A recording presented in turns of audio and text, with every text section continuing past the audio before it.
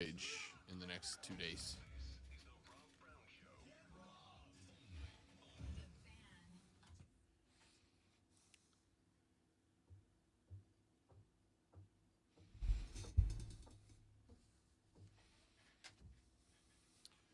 And here we go, kids. Welcome in. The Rob Brown Show's on your radio. This is the Fan Upstate. Good morning, Upstate South Carolina. Hello, America. What's up, world? It's great to be with you. How do you do? It is Wednesday. We are halfway to the football weekend. And a good one lined up for us. Can't wait. Directly across from me, on the other side of the glass, the man in charge of the broadcast. If you like the show, he gets all the credit. If you hate him, he takes all the blame. The professor of perfection, the sultan of swag, the wizard of wave, hashtag dad kicks, Colonel Grudge, the conductor of the symphony of sound, the alpha and the omega of the Fan Upstate, the great Lonzo is at the helm, and already, the fans are nipping at your heels, great one. Already. I'll address that in just a moment. But first of all, I just want to say, don't you hate when someone comes to your house and messes with your stuff? Don't break my stuff. People come into this house and mess with our stuff. Screens are moved. Griffey has been mutilated. Broken? Yes, and broken, and didn't bother to fix it. I wonder who could have done that. Wonder who don't go here no more and just happen to show up and things are broken now. I don't know who that could be. Anyway, to address Steven, who is saying on the stream, by the way, you can check us out on the stream, boo, no man bun. Well, I was told that maybe someone in the building would do it until I'm notified of that. If we don't have someone in the building who can do it, I will ask my wife to put my hair in a man bun and I will wear it to work Friday.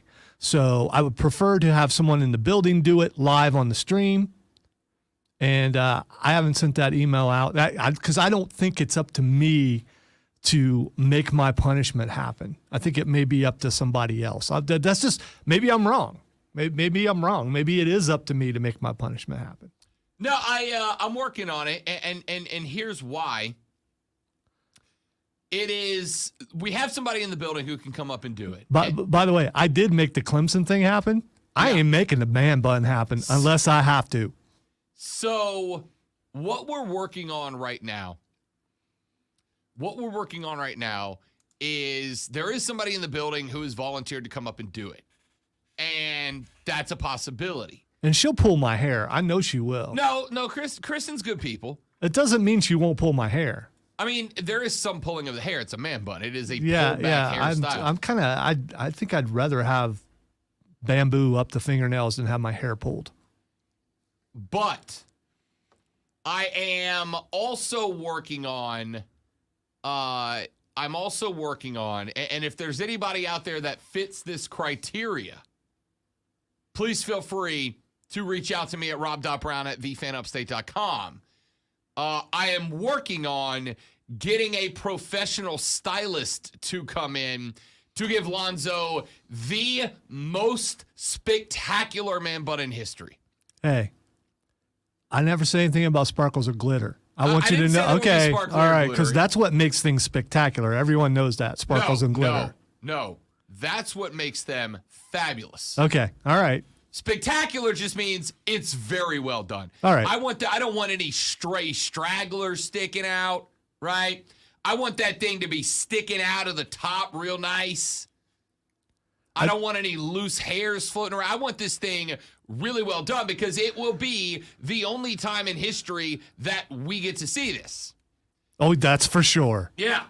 The only time in history that this is going to happen is going to be when this happens. So I would like to have a professional hairstylist come in and give Lonzo the most spectacular man bun of all time. I don't want it to be a half-ass effort. I don't want it to just be I don't just want it to be a ponytail. You get me? You feel me? I don't just want it to be a ponytail. I want Lonzo to take his bathroom break in segment 1 to go look in the mirror and go, my God, what is happening to my career right now? That's what I'm looking for.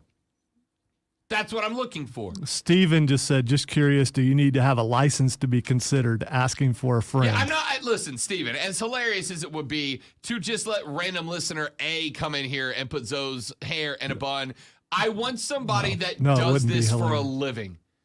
I want somebody who is going to come in and put Lonzo in a man bun that justifies the front of a GQ photo shoot. I just want to point out that I belong on a GQ photo shoot, but if there are tears in my eyes when this happens, it's just because my hair is being pulled. So, suffice to say, I'm working on it.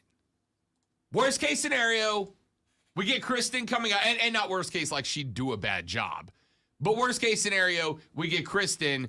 Best case scenario, we need, and if you are or know one, Rob.Brown@thefanupstate.com. If they would be available Friday morning at 9 a.m. on the dot, then hit me up, Rob.Brown@thefanupstate.com. What we want is for you to show up here at the studio, come on upstairs, and live on our stream, put Zoe's hair up in the bun. All right, not that I want to help with this or anything, but we will give your business a free plug, yeah. for sure. Yeah, you're getting a plug.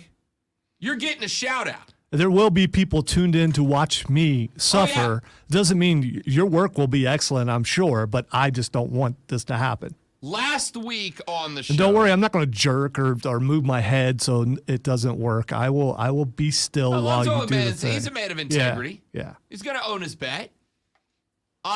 So what we need is a professional hairstylist capable of working the man bun into Lonzo's mane to be here at the studio Friday at 9 a.m. Also, I bathe regularly. My hair's wet now because I take a shower every morning, so you don't have to worry about that. And so Friday at 9 a.m., we need a professional hairstylist to show up here at the studio to bring whatever's necessary. There's no cutting of hair involved. We just need you to show up, apply the best man bun possible to Lonzo's mane. You'll be on the air. We'll put you on the stream. You can give yourself or your business a plug on the air, and Lonzo will carry that man bun through the rest of the day, and we'll plug it throughout the rest of the day. So if you are, or know anybody who is, a professional hairstylist who would like to get their business plugged by coming in and doing the easiest appointment of the day, roll up in here, throw Zoe's hair up into a gorgeous man bun, and then we'll plug the business and keep it rolling, then hit us up. We'd love to hear from you. Rob.Brown@thefanupstate.com. Rob.Brown@thefanupstate.com. If I do not have anybody by close of business tomorrow, then Kristen will be up here Friday morning to help us out. And I may just recruit every woman in the office to come in here and make this a joint effort. That's fine. That's right? fine. Like I need it to be as good as possible. I don't blame people for wanting to touch my hair. I don't. It's beautiful. It's luxurious. It's luscious. Oh, that's a good call. Steven said, doesn't T2 wear his hair in a bun? Couldn't he do it? He could. He absolutely could, but he would have to come in really early to do that. And I'm not going to do that to that guy. He works a lot of hours. So if you would like, everybody wanting to do this. That should touch my heart, but it does not. The whole stream is just a horde of listeners going, I'll come in and do it. I'll come in and do it. I got this. I'll figure it out. We are looking for a professional stylist. Nothing against you, Trey, or Will, or Steven, or Kevin, or Skrilla, or anybody else. We are looking for a professional stylist to come up in this bad boy Friday morning to apply a man bun to the luscious locks of Lonzo. You'll get your business plugged. We'll talk about you a little bit. You can tell the people who you are and where you work. Heck, I might even go ahead and set my next appointment with you while you're here.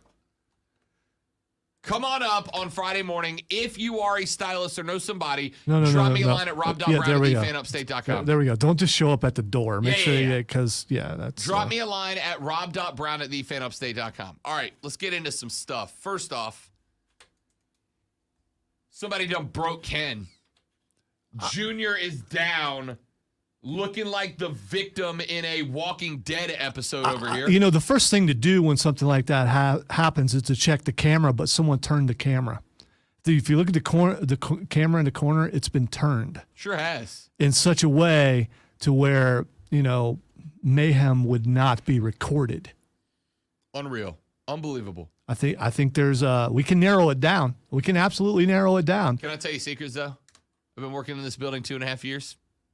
Never realized there was a camera up there. I used to tell a certain person about the camera all the time to keep them in check, and it worked a lot.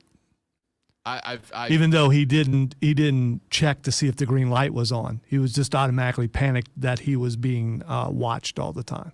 The green light is on, by the way, but the camera has been turned. Yeah, and as we have been informed, someone has been making sure cameras work again. We had a discussion about that just a couple days ago. I don't do anything in here that I care.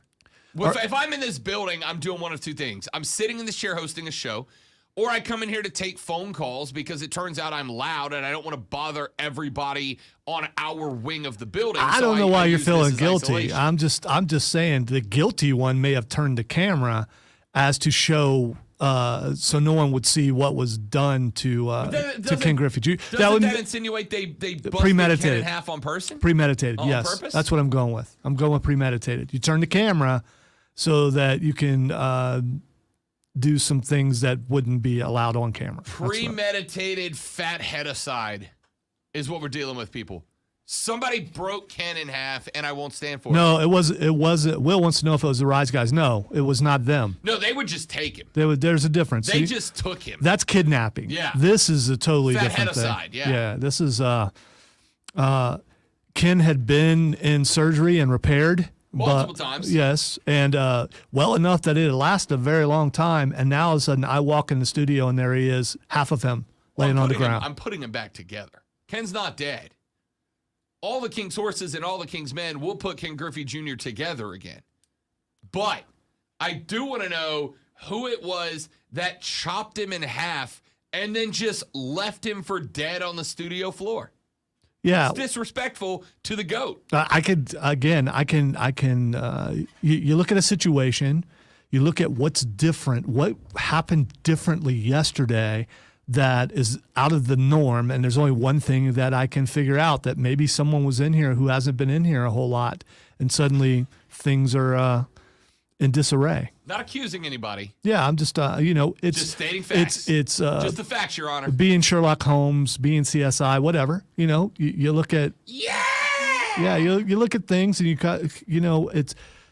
I'm not finger pointing. I'm just saying that it's a good possibility that I'm right. Texter says, "Fan, make sure no one in a ski mask spray paints the camera."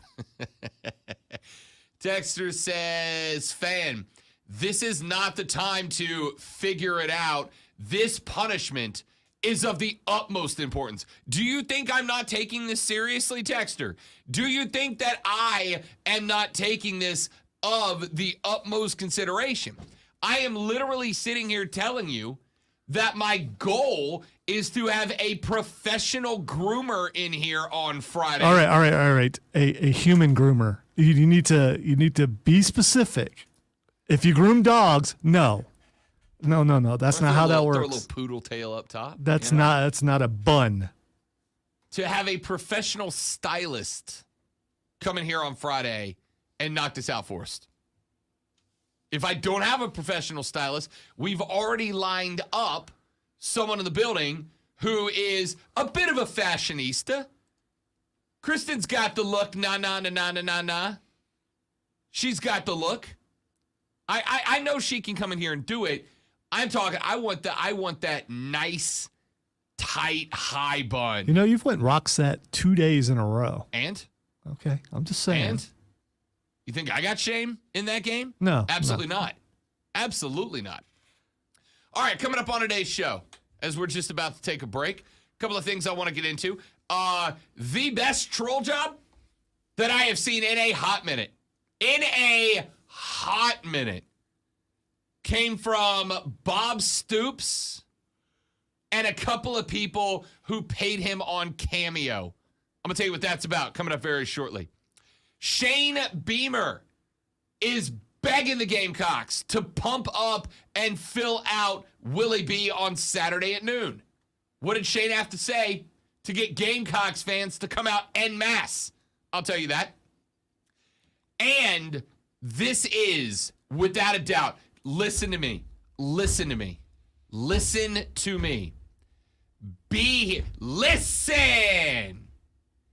Be here at 10:30. I don't care what you are doing. I don't care what you got going on.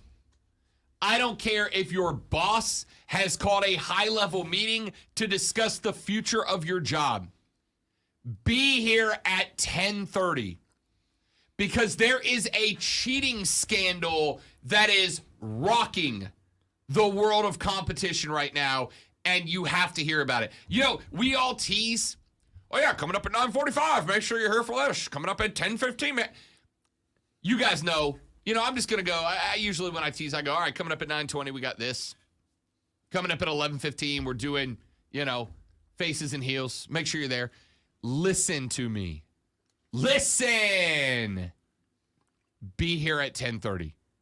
I do not care what you have going on. I do not care what is happening in your life. I don't care if your wife is in labor. I don't care if your husband is in surgery. I don't care if your boss has called you in and said, be in my office at 10:30 or you're out of a job. Don't do any of that. Have your radio tuned in at 10:30 because I am going to share a story with you that is going to shake your perception of reality to its core. That's very extreme. All those activities. How many times have you heard me talk about a story like this? I don't recall ever. But all those activities that Rob is talking about, you can take your phone with you and just listen on the Odyssey That's app. fine.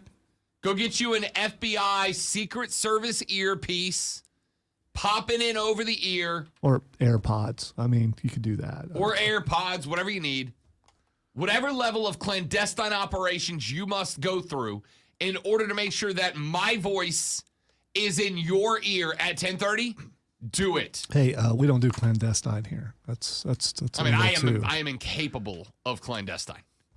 The point is, at 10:30, I'm going to share a story with you that I guarantee you are going to be talking about when the show is over.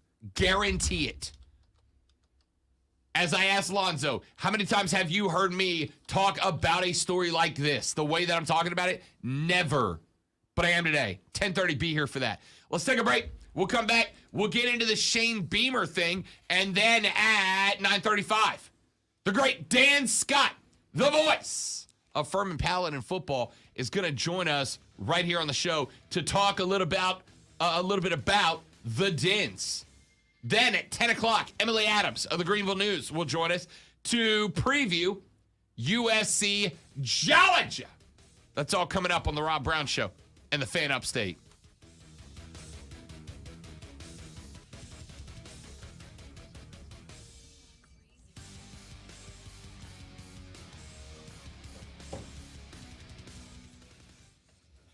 I'm guessing you mean French braid, not French brain, but maybe I'm wrong, Steven. Maybe that is a hairstyle. It could be. I know this guy.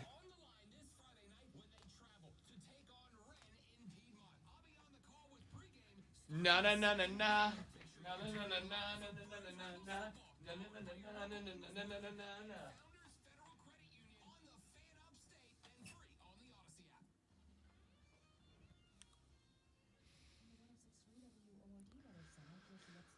So how many days do you guys think it'll be till Rob brings the banner back?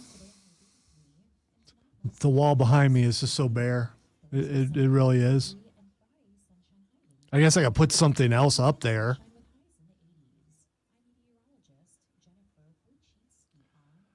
Josh, cornrows looks like that would hurt really bad.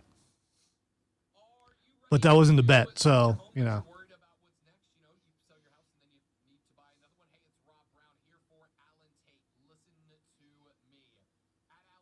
I wouldn't go at him about the Clemson beat reporter thing, Steven, because that's probably it is hard to get someone in here. Thank you, Will. I knew it looked like it hurt.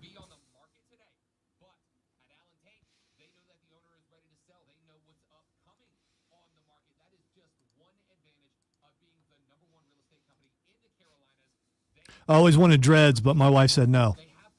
She never says anything. I can do anything with my hair except for dreads. So, there's that.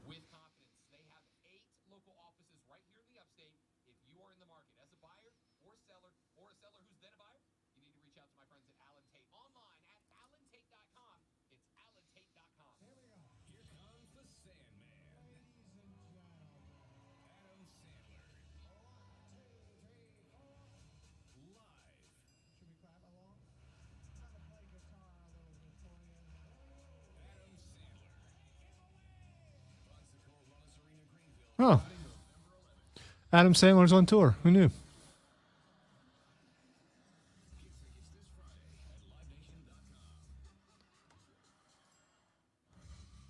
I'm sure Rob will tell us all about it.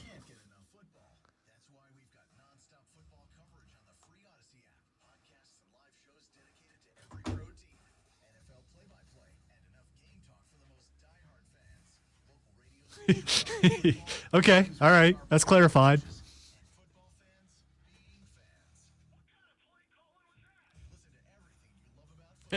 I just want to know.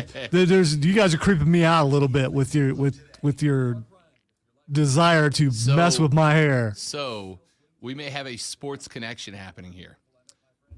Chris Lewis, the president of the Triumph, just texted me. No.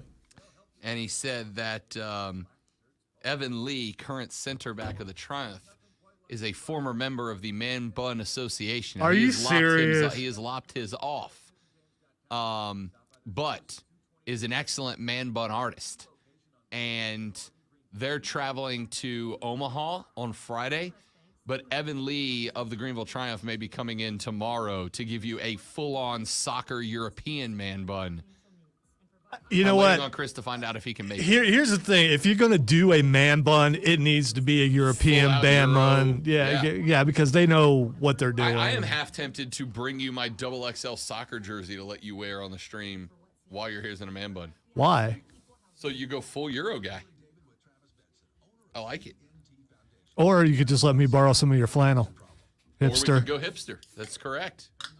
No. See, this is punishment. Why would I want to...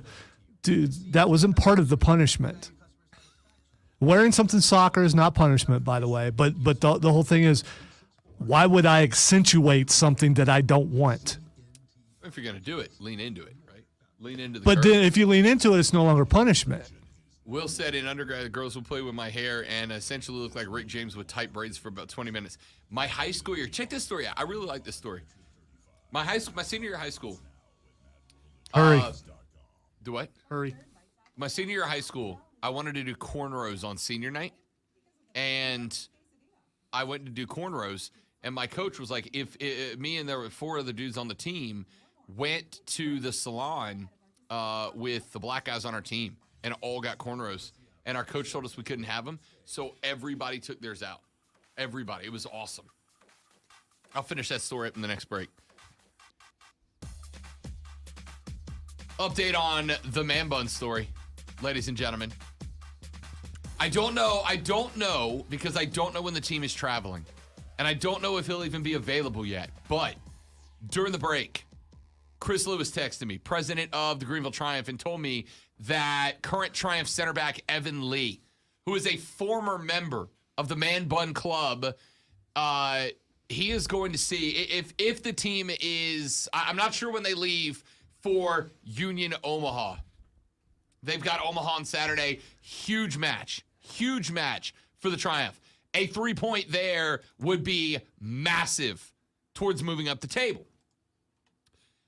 If Evan Lee is available tomorrow morning, current Greenville Triumph member Evan Lee may come in and give Zoe the bun, which means that Zoe would be rocking a full-on Euro soccer man bun. And I will go ahead and tell you, Chris, if you're still listening, you can tell Evan if it's incentive for him that if he wants to do that, he can host the entire first hour of the show with me. He can be my co-host for the entire first hour of the show and get his broadcasting career off on the jump if he'll come in at 9, bun up Zoe's hair, and then he can sit right in this chair right here with me. Yeah. I will add another webcam to the rotation so that he can be in here and co-host with me. You know what I heard out of that was you can co-host with me, which means that I don't have to be in the room for that hour, which means I can go. No, I still need a producer. No. It's okay. I'll still need a producer. Yeah, but I'm also a co-host. So, Yeah. So I've been relieved of those duties, which means I don't have to be on camera. No, there's no limited co-host. Yeah, no. So you can't have a producer on camera because the producer he doesn't talk. He just pushes buttons and answers phones. So that entire first hour after I'm given the man bun, I'm relieved and I'll go play some Skyrim in the office. I believe that the punishment was you have to be on the stream with the man bun. That was the punishment. You just relieved me of I did duties not. for an hour. That's what I heard. You could do nothing. You still have to be on the stream, even if you're just sitting against the wall. No, I don't. You know, if you bring him in as co-host, we only have one camera and he can have it. He can have that camera. Oh, he said he may only be available in the afternoon. Oh, post-training. that's a shame. It's got to be in the morning, Chris. It's got to be at 9 a.m. It's got to be at 9. Hey, Now, Keegan, if he can come in. Keegan, it will not happen. Okay. Keegan said, "What if you end up loving the man bun? You might go, wow, No. this is convenient." No. If he can come in at 9, Chris, and like hang out with us till 9:30, 10, then split for training, perfect. If not, no worries. I was gonna say catch us next time, but No, there's not going to be a next There time. won't be. And by the way, I'm not going to love the man bun because I'm like Rob Brown when he already hates a movie. I know I'm going to hate it before I get it, so there's no way. There's no way. I don't know if you've noticed, if I get punished, I try to make everyone else be punished also. Yeah. That's just we've noticed. Yeah, that's. We've noticed. I don't know if you've noticed the sun. Yeah, we've noticed. Is it out today? Yeah, it is. All right. So yeah, if we can get Evan in here at 9 and he can co-host and hang out with us for a little while, then we'll make that happen. If not, then we are going to find a professional stylist to come in and do it.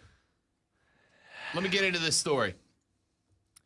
I got no problem with this. I saw a lot of people going, Shane's desperate. Shane Beamer's not desperate. Shane Beamer was asked about Georgia and South Carolina on Saturday being set as a noon game. Shane said, quote, "I know there are a lot of people who wanted this game to be a night game. Frankly, no one cares. It's a noon game. We set the standard for what Williams-Brice Stadium should be like against Georgia State. We're not going to all of a sudden be less than that on Saturday at noon because we're disappointed it's not a night game." Let me push pause on that.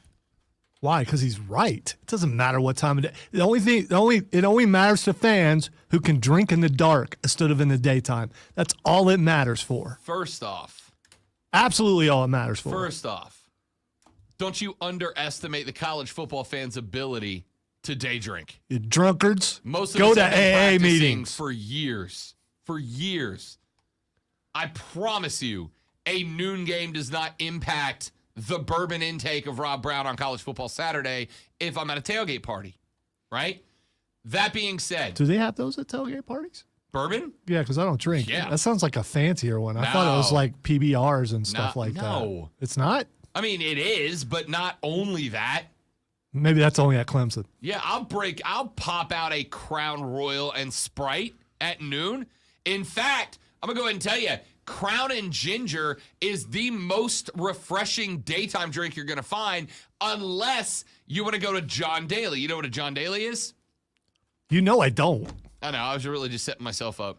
You know what an Arnold Palmer is? A golfer. Right, but do you know what the drink is? An Arnold Orange Palmer- juice and vodka No, or that's a something? screwdriver. Okay, well. Arnold Palmer is half sweet tea, half lemonade, right? Half sweet tea, half lemonade. It is a phenomenal daytime drink. Then you put a little vodka in there, you've got a John Daly, right? A John Daly in the sunshine at noon is, it's spectacular. It's spectacular. So, I'm going to say to Shane-O, and Shane knows this, Shane's just doing what he can to hype up the crowd for this game. And he should. That's his job. Yes, it is not most of the time going to be as rocking at noon as it is at 7 p.m. It's just not. There is something different about under the light nighttime football. There just is. And maybe it's the extra 7 hours of tailgating. Although I will tell you one thing that kind of confused me. When I went to the South Carolina Florida game last year, which I think it was a night game. In fact, it was a night game. Late afternoon game. One thing that kind of bugged me a little bit was that South Carolina didn't open up the tailgate grounds until like 3 in the afternoon. I'm like, what are we doing? Pop these gates at 10 a.m. and let's get going, right? I can't show up till 3 for a 7 o'clock game. That's why are you taking the wind out of the sails of your fans like that? Give us all the tailgating we can get in. The more we tailgate, the more hype we're going to be at kick. I didn't understand that. I didn't get that. But Shane said to the fans that are like, oh, that's too early, quote, you can start preparing at 5 a.m., 6 a.m., 7 a.m., whatever time the tailgate lots open up over there, but we need that place to be absolutely rocking. And it should. Ticket average right now, $110 to get in the house. It sounds like he's more concerned about there being more Georgia fans than South Carolina fans because, it's not that far of a drive. No, I think the concern here comes from if you think any football team doesn't feed off a crowd, you're wrong. Now, there are teams that can still play well without one. But if you think any football team doesn't feed off a crowd, you're wrong. And Shane and the boys need all the help they can get. They are by the way, they opened at 23.5-point dogs, and that line's moving up. Moving up. The bettors are heavy coming in on Georgia to cover 23.5. It's like 20, almost 25, maybe 25.5 now. College football teams feed off of the crowd. And Shane just wants it packed in. This is not desperate. This is trying to do whatever he can do to create that 7 p.m. atmosphere at noon. I get it. We'll talk more about it later in the show, but we got to pop out because Dan Scott, legendary voice of the Furman Paladins, joins us next on the Rob Brown Show. This is the Fan Upstate. QC.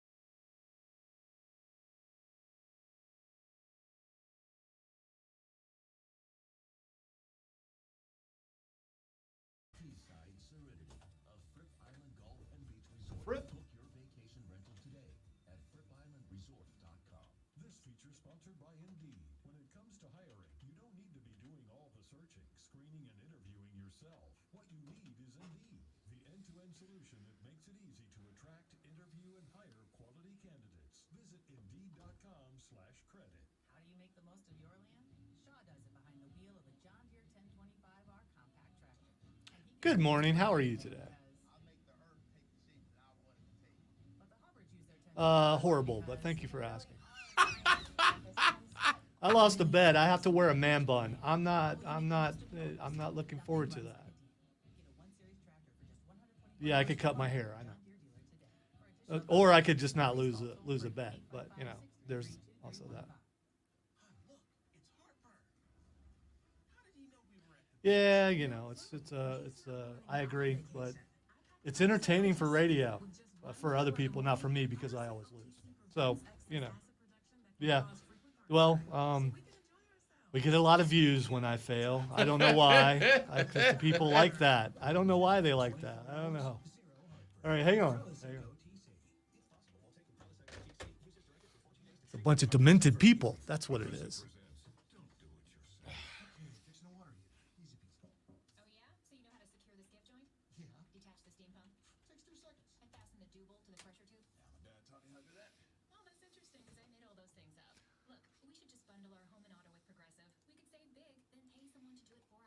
That's cool. This double's the wrong size anyway. Save when bundling home and auto with Progressive and use the money to, not do it yourself. Coverage from Progressive Casualty Insurance Company affiliates and third-party insurers. Bundle discount not available in all states or situations. Why do people keep showing video of that lady throwing up at the football game? I don't want to see that again. That was a lot. It's just so clear. It's just, I mean, she's hydrated, I guess. Yeah, where are the chunks? I mean, if you're going to, yeah, I mean,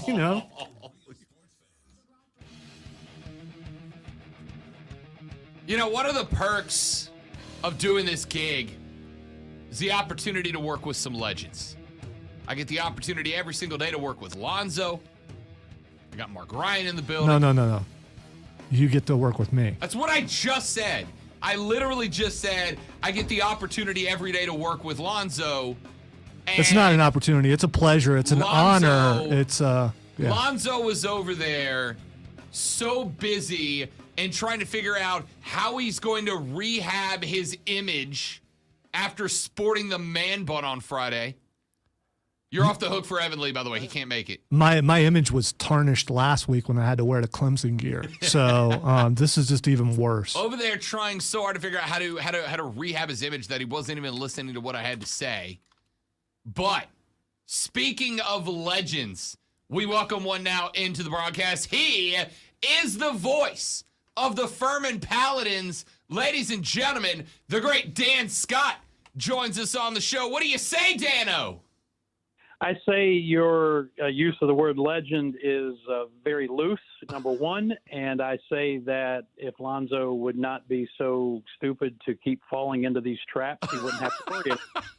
You know what? Normally stupid would bother me, but you're right. It absolutely is because I'm picking games against a master of betting over there, so I'm going to lose every week. That's just how that works. Listen, I'm a play-by-play guy, Lonzo, so I call them the way I think I see them. The way I think I see them that's a career catchphrase is what that is, Dan Scott. Well, Rob, I used to tell people, and still do sometimes at baseball games, if they bring a radio to the game and listen in the stands, they get a double header, the one they're watching and the one I'm calling. So, Dan Scott joining us here on the Rob Brown Show and the Fan Upstate. And, we'll get into the season overall for Furman, only a couple of games deep. But I got to say, Dan, and I wonder from your perspective if you agree, a heck of a lot of respect to the Dens. They went into a Clemson game at Clemson that they knew was going to be a hostile environment. They knew they were up against a good team, a team that is trying to convince the rest of the nation that they are still a playoff-worthy and playoff-caliber team. And the Furman Paladins, they went in there and slugged. They went in there and fought, put up a solid amount of offense. In fact, I don't think anybody has put that many yards up on the stat sheet at Clemson in a while. Props to that football team who went in knowing they were outmanned and outgunned, and they fought down to the final whistle, Dan Scott. Yeah, it's a intriguing paradigm, Rob, because I don't think anybody, coaches, broadcasters, certainly not the players, are into the whole moral victory thing.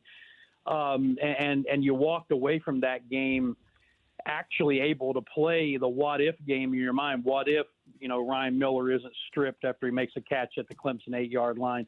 What if, when you have DJ Uiagalelei in your grasp twice in the first half, you're able to complete those sacks instead of letting him get free and make big plays? What if you don't have the goal line stand? Normally in a game like this, you can't play that game. The thing that was there were a couple of things that were very impressive to me. Number one, Clemson did not out-physical Furman in that football game, and Clay Hendricks said in his press conference on Monday after watching the film, that just confirmed that. They did not get beat up and pushed around, and Tyler Huff was only sacked twice by that vaunted defensive front, which from a depth standpoint, I don't think there's any question. If they're not number one in the country, they're probably number 2 or 3. They are that good. And then the other thing, it was just, I thought, a masterful offensive game plan put together by new offensive coordinator Justin Roper. He used Clemson's defensive front's aggressiveness against it. We burned him on screens for big plays 3 times at the right time. But I think maybe the thing that was most impressive is, just about everybody on Furman's roster has been in one of those games because we play one every year. But Tyler Huff, the starting quarterback, had never been in one. When he was at Presbyterian College, they didn't play a game like this. And for him to play the way that he did, with the composure that he did, and the performance he had, I think that kind of opened everybody's eyes to the kind of leader this young man is and the potential that this team has moving forward. Dan Scott, voice of the Furman Paladins, here on the Rob Brown Show on the Fan Upstate. And I'm glad you said what you said, Dan, to open that take. The concept of moral victories has been a discussion on this radio station for the last couple of days now, talking about South Carolina v. Arkansas, how the Gamecocks, there were some good takeaways from a 14-point defeat at the hands of a now top 10 Razorbacks team. I get that in sports, sometimes we adopt this attitude of nothing means nothing if you don't win the game. And I get that. But to me, growth matters and improvement matters, and facing adversity and even coming up on the losing end, to say it's not how many times you get knocked down, it's how many times you get back up. Like, all of that's important. And for a Furman team to be able to go in there to get punched in the mouth by Clemson, but to also punch them back. I mean, if you want to not call it a moral victory out of some obligation to avoid the term, sure, have at it. But if you're telling me that the Furman Paladins don't deserve to look at themselves in the mirror after that game and go, you know what? We got fortitude. We got constitution. There's something to us. There's a little grit in this squad. I would disagree with that. Well, I had 2 thoughts. Number one, South Carolina and everybody else in the SEC is the king of the moral victory. They wave the SEC flag all the time, so that's another completely separate discussion. But from a Furman standpoint, you're absolutely right. We walked out of there, and our broadcast crew has 2 former players on it, one of which played on the '88 national championship team, one of which of a more recent vintage is one of the better defensive players that Furman has had out there in a couple of decades, in David Cobb and Marcus McMorris, respectively. And they both, without hesitation, came away saying, if we play that way, with that aggressiveness, with that attitude, with that confidence, and with a little better execution, and you have to take the level of competition into account there, because Clemson is pretty good. Let's not discount that. But if we play that way, then we're going to be awfully tough to beat in our own league. And I think the players felt that. We talked to Matt Sachovka, the defensive lineman, and Ryan Miller, the tight end, at the press conference on Monday. And they all came away with the same sense, that it validated to them, to a certain degree, what they felt about themselves coming out of camp. that this is a good football team. It's probably the deepest football team everywhere except the offensive line that we've had in my now 12 seasons here. So you're right. There was a lot of good to come out of that.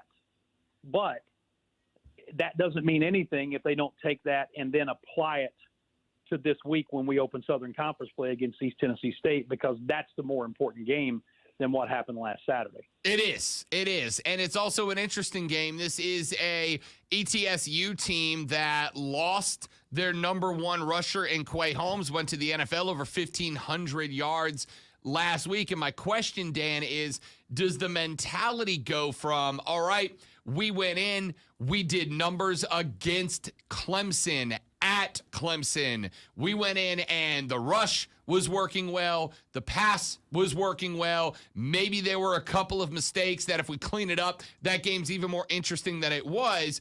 A lot of folks thinking ETSU is the favorite in this one. Does the mentality, does the confidence boost from Clemson help the Paladins out going up against an ETSU team that is favored? I don't think it can hurt. But as I said, the only way it helps is if they go up there and perform. You know, ETSU's loss to the Citadel aside, this is still a very good football team. They're the defending conference champs. I again can tell you from talking to Matt and Ryan at the press conference on Monday that this is one of the games that they circled on the calendar because in the game at Paladin Stadium last year, gave up a late touchdown with, 9 seconds or 11 seconds to go in the game, and ETSU won that game 17-13. You know, you make a play somewhere in there and you win that game and your season changes a little bit.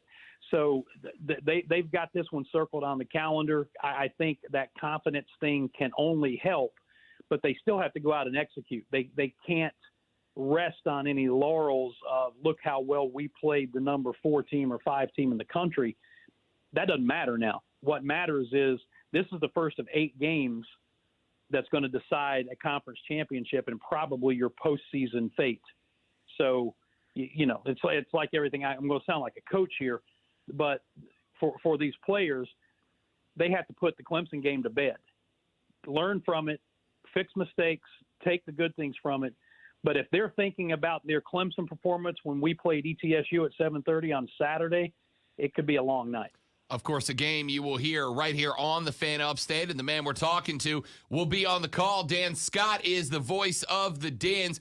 Talk to me a little bit about this offense and what we are going to see or hear on Saturday night. You know, I'm really intrigued because Furman's rushing game, 128 yards at Clemson. But more importantly, you had Hicks with 5 carries, Abrams with 7, Roberto with 10, Tyler Huff carried it 9 times on his own. You had Anderson and Thomas with a pair apiece. You had a bunch of guys touch the football a lot of times. And oh, by the way, also threw the ball 39 times.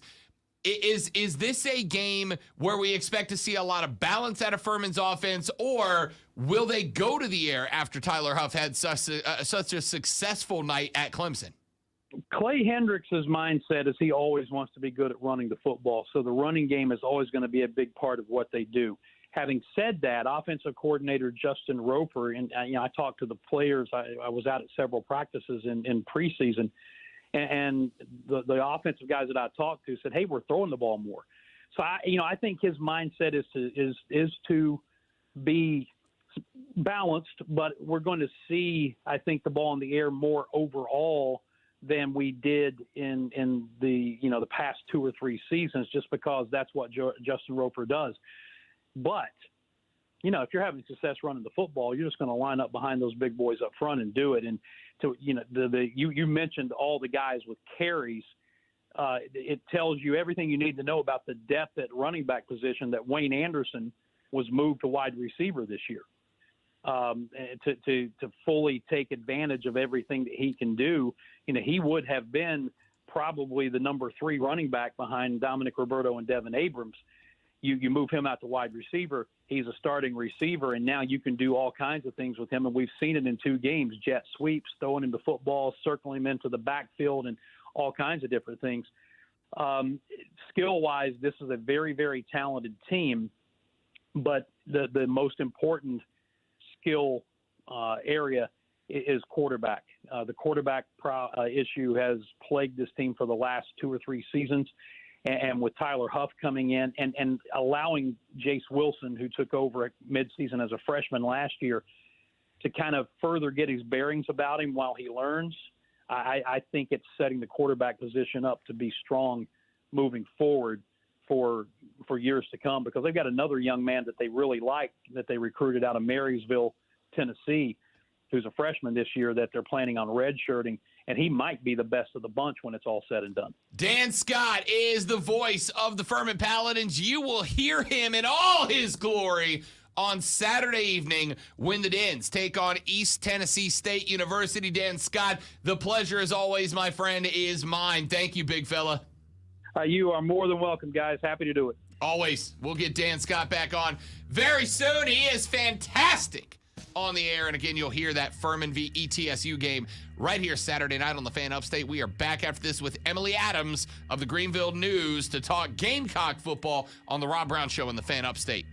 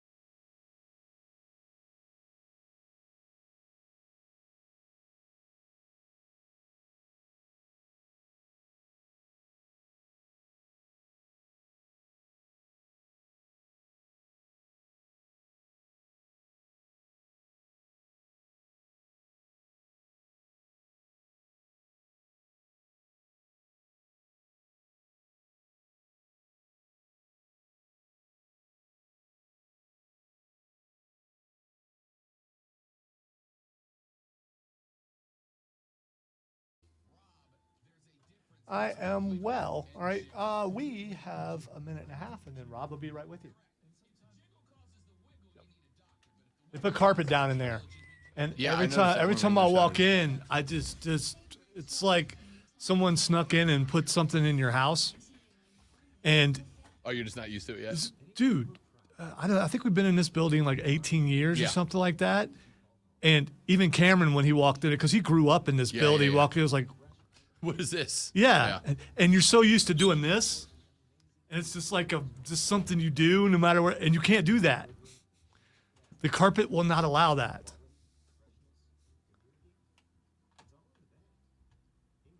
It looks good. It makes it look like an entirely new place, but still, it's hard to get used to.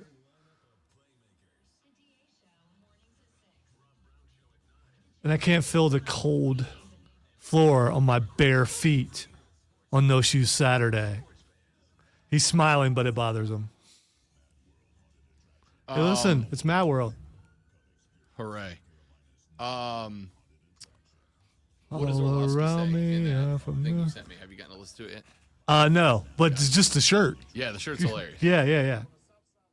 It was tweeted by a ton of wrestling fans. You know what? I guess Orlowski can never be taken seriously by certain people because he's wearing a wrestling T-shirt. Well, he's not a real man. What? He's not a real man. Yeah, well, that's true. Yeah. Only a He can never be quoted again because, wrestling guy.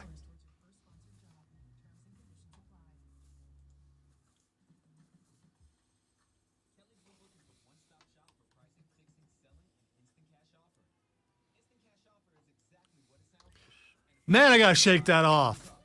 I really got to shake that off. I can't shake that off. Why can't I shake stuff like that Lonzo off? took it personally that Dan Scott said. No. taking the bet- No. Bet? You don't. No, we don't need to That talk. taking the bet. Us taking the bet was a bad idea. No, we don't need to talk about it. Because if something were to happen down the line, You it was just seen. talked about it. It was seen. No. I was not specific.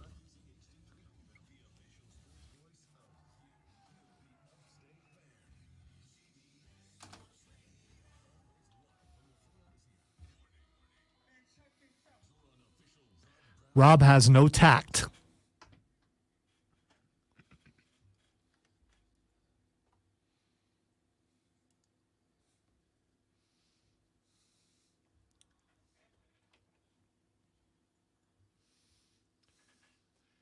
Our numero dos of the Rob Brown Show starts right now. This is the Fan of State. Welcome back, ladies and gentlemen.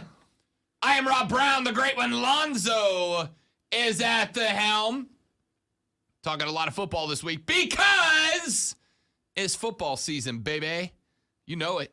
And the Gamecocks of South Carolina have the biggest scoreline deficit via Las Vegas that they will face more than likely all season long. Coming off of a loss on the road at Arkansas, they turn around and the road somehow gets more difficult as they take on the Georgia Bulldogs this weekend. To talk those games and everything else South Carolina Athletics Department, joining us now is the beat writer covering SC for the Greenville News, a young lady who smoked it in her debut last week on the show and will do so again today. Emily Adams joins us here on the show. Emily, welcome back. What's up, lady? Hi, Rob. I'm good. Thanks for having me. Of course. We're glad to have you back. Let us, Emily, let's really quickly go back and talk about this Arkansas game. And I want to talk X's and O's and numbers and all that, but the conversation about moral victories has been happening on the station for a couple of days because there were some positive takeaways from Gamecocks fans about their team's performance on the road at a very good and now top 10 Arkansas team. But there are personalities on the station who are like, oh, moral victories are worthless. If you don't win the game, you shouldn't be talking good. You should only be upset, which I don't get. Listen, I'm not saying that you got to be thrilled about the game. I am saying there were some positive takeaways. The team fought really hard down the stretch in the fourth quarter. Looked like they might have an opportunity to scare the Hogs a little bit. Spencer Rattler through the air obviously looked dramatically improved. The Gamecocks are, and it's only 2 games in, it's a small sample size, but averaging more than 100 yards in the air, more per game than they did last year. There's a lot of positive takeaways for the Gamecocks despite the L headed into the Georgia game. What are your thoughts on that?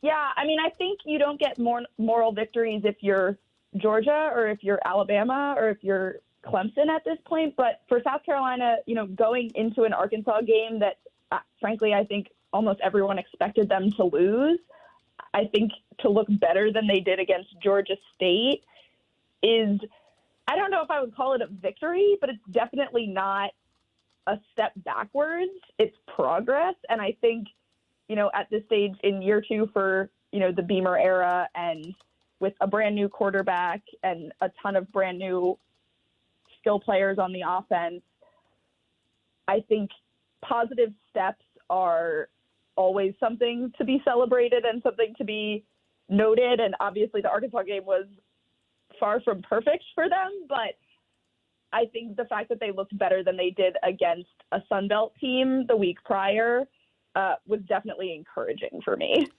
Talk to me a little bit about maybe what you saw, right? I mean, again, like we saw Spencer look at times like he was a little bit more in control of the offense. Obviously, there are still negatives. Got to be able to block better. Got to be able to run the ball better.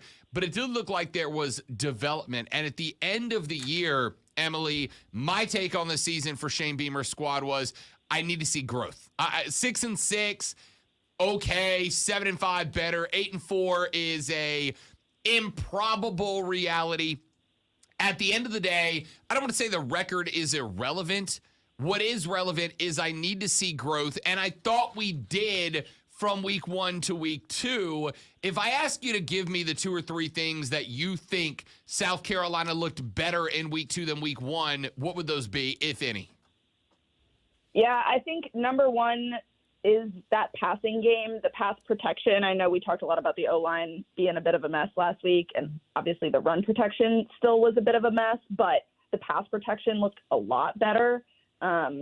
Rattler was able to take a lot of those deep shots that, some were caught, some were not. I think some of that was on him. Some of that was on the receivers still figuring out those connections, but just seeing him show off that arm strength a little bit and show that he's capable of doing that, that was really promising for me. And, I know a lot's been made of how poor the run game was, but, if you have a quarterback who's capable of taking those shots, who's capable of, carrying the offense passing like that, I don't think it's the worst thing to have a less prominent run game. It needs to be more prominent than it was at Arkansas, obviously, less than, I think they had maybe 50 total rushing yards, which is not going to get you anywhere in the SEC. But, I think the offense as a whole, I was encouraged by.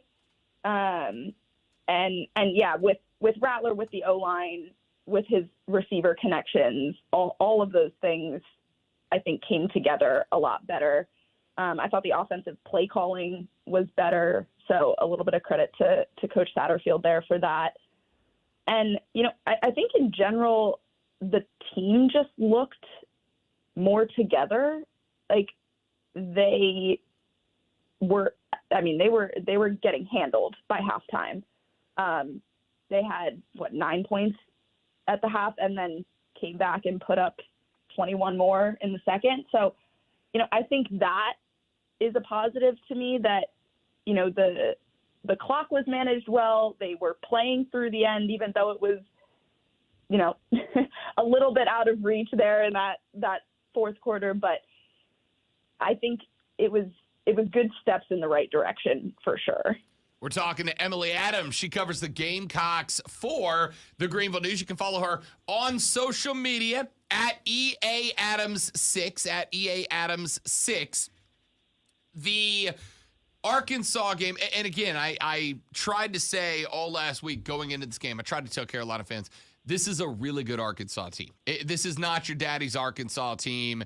This is a good Arkansas team. This is an Arkansas team that may have a little bit of a say, a little bit of a shape of how the SEC ultimately ends up towards the top of the column. So do not let a loss deter you. What is the attitude, as far as you can tell, Emily, of Gamecocks fans in Columbia, those you've had interactions with on social media, those you've interacted with publicly. Does it feel like the Arkansas loss has taken a little bit of wind out of the sails that was built up by Gamecocks fans during a pretty exciting offseason? I think a lot of people, it seems to me, just anecdotally, are falling on one of two extremes. They're either still think that they can beat Georgia, or they think that the whole season is a wash and this team is terrible and, everyone needs to be fired and Spencer Rattler is a joke. And I don't think either of those things are true. I don't think they're going to beat Georgia, and I don't think the season is a wash. I think, they can get an SEC win somewhere that isn't against Vanderbilt or Missouri. I think, they are showing that they're capable of improvement. I think fans will always tend to fall to the extremes of our team sucks or our team is the best. And I think I would err on the in between, closer to the our team sucks side, just in the interest of fans preserving their sanity. Because this team is not going to come out and beat Georgia this weekend. I mean, obviously anything can happen, but if I were a betting woman, I am not putting my money on South Carolina this weekend. And that's fine. They don't need to beat Georgia this year. They just need to be better than they were last year. And I think even just having Rattler improves that based on what he did at Arkansas. Let's talk about that game a little bit, the upcoming Georgia game, because, listen, I agree. In fact, my money is at this point on Georgia to cover. That line opened at, I believe, 23.5. I have seen it as high as 25 now, which means the betting public believes Georgia is going to cover. But the betting public also believed that Alabama was going to cover up 20.5 over Texas, and we saw how that one ended up. We also can go back to 2010, and granted, with Lattimore and some of these guys, Steven Garcia at the helmet, was a different era in Gamecock football. But number one, Alabama came into the house back in 2010, and South Carolina was pretty much able to dominate that game as well. So it has been done. There is history there. I have told Gamecocks fans, be prepared to get beat by 35. Be prepared to get beat by 37. Georgia is the standard bearer right now in college football. The question is not, can they win? It's not even, can they cover? It's, can they come out? Can they execute? Can they get things done against a very, very good Georgia team? What would be the mark of what you would call a success this Saturday against Georgia for the Gamecocks? Yeah, I mean, rivalries get weird. So, anything can happen. I honestly would not be surprised to see Georgia maybe have a slow first half and have it be close at halftime and then kind of fall apart after that. But, I think South Carolina's in a really tough spot right now on both sides of the ball. Obviously, that Georgia defense is a bad matchup for literally anyone, but especially for an offensive line that has already been having issues. So that worries me. And then obviously on defense this week, they've had two really big losses. Mo Kaba, the linebacker, and Jordan Strawn, the edge rusher, are both out for the season with ACL injuries. And, again, coming into a team like Georgia, you don't want to be down two starters on your defense. They also have, a handful of other injuries that are questionable for this week on defense. Cam Smith, the preseason All-American, may or may not play. RJ Roderick, the safety, may or may not play. So I think they're in a really tough spot coming into this Georgia game.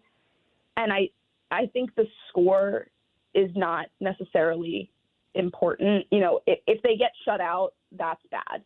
I would like to see them score at least a couple of touchdowns independently of the special teams, ideally. And, I think as long as they don't look like they've regressed, I think that's fine. I think this week is about getting through this game without losing too much more, without being demoralized heading into, the easier slate that they have the next couple of weeks with Charlotte and South Carolina State before then they hit that really essential SEC time with Kentucky, Tennessee, Florida. Emily Adams covers the Gamecocks for the Greenville News, joining us here on the Rob Brown Show and the Fan Upstate. What is the mood around this team? I saw the comments earlier from Shane Beamer where he's trying to rally the fan base because this is a noon game. And I don't mean to be disrespectful to Gamecocks fans, but the reality is if you're programming this game, this is a game where one team is favored by 25 points. This is a game that's going to be a blowout. It's not a primetime game yet, even if it is a rivalry game. A couple of years down the road, I hope maybe that changes it up. But I saw Shane Beamer trying to rally the fan base. Hey, we need Willie B rocking at noon the same way it would be if this game was at 7 p.m., etc. I've seen people on social media calling those comments, desperate. He's desperate for fans. He's desperate to get people into Willie B on Saturday and show out. Is there some level of feeling that, this is going to be bad, or is there a little bit of optimism out of the Gamecock team, coaching staff, etc., that this is a real opportunity? Kind of what have you pinned down as the mentality of this team coming off an L and coming up against their biggest challenge of the year? Yeah, I will say those comments I would not call desperate by any means. We saw Sam Pittman say essentially the same thing to Arkansas fans last week. They had a noon game, and he almost identical comments that, you better show up even though it's an 11 a.m. kick because, at the end of the day, who wants to get up at 11 a.m. for, a football game? But I think this week in particular is really important crowd-wise because it's a really, really big recruiting weekend for them. And I think that's something that Beamer is really trying to push. They've got the big prospects they have coming in this week is Nichols Harbor, who is a 5-star out of the Washington, D.C. area. He is an edge rusher. They'll need to shore up that defensive line a lot next year with a bunch of graduating seniors. So there's a ton of big time recruits coming in this weekend. And I think that's why, that emphasis on the atmosphere and on the crowd is so important because, that's going to affect recruits more than a win or a loss is, quite frankly. So I think that's where that is coming from. And honestly, it doesn't seem like the team is demoralized. I think the injuries, quite frankly, have hurt more than the loss. I think losing those two guys in Kaba and Strawn really, especially, for that defensive group that is very experienced and, was playing really well that first week, I think that's been tough for them to recover from. And I think we'll probably see that on Saturday, that they're still, figuring out what things look like without those two guys.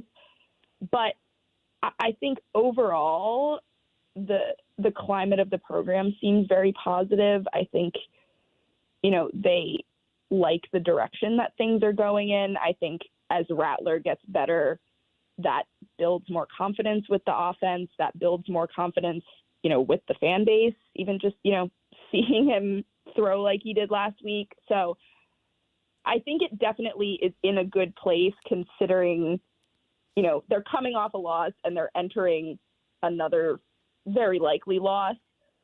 I think it's hard to expect much better than where they're at right now. We're talking with Emily Adams. She covers the Gamecocks for the Greenville News. Of course, South Carolina at home at noon this Saturday, taking on Georgia. From a recruiting angle, and I know that for the average fan, recruiting is pretty much confined to the offseason, National Signing Day in February. We pay attention to the biggest names, etc. But this is a big weekend. This is a big opportunity. We saw Texas A&M had a big-time 4-star running back that was set to go visit A&M this weekend when they play Miami, who pulled his visit after A&M lost to Appalachian State. And you look at a game like this and you go, okay, on one hand, if a recruit comes into this game and he watches South Carolina get beat by 50 by Georgia, maybe that makes him a little less likely to want to go there and be a part of that end. On the flip side, if this guy shows up and at noon, Willie B feels like the best stadium in America and it's rocking and it genuinely feels like a big-time college football atmosphere, even if the team loses, they might go, I want to be a part of that culture. What type of presentation will South Carolina, or do you think will South Carolina have for those recruits that do show up for this game to see what the biggest game on the schedule looks like in Columbia? Yeah, I mean, I think Shane Beamer is an excellent recruiter. You know, he's served as a recruiting coordinator for South Carolina before. He's been a recruiting coordinator in several other roles that he's been in. He's been very involved in recruiting, and I think he still is as a head coach.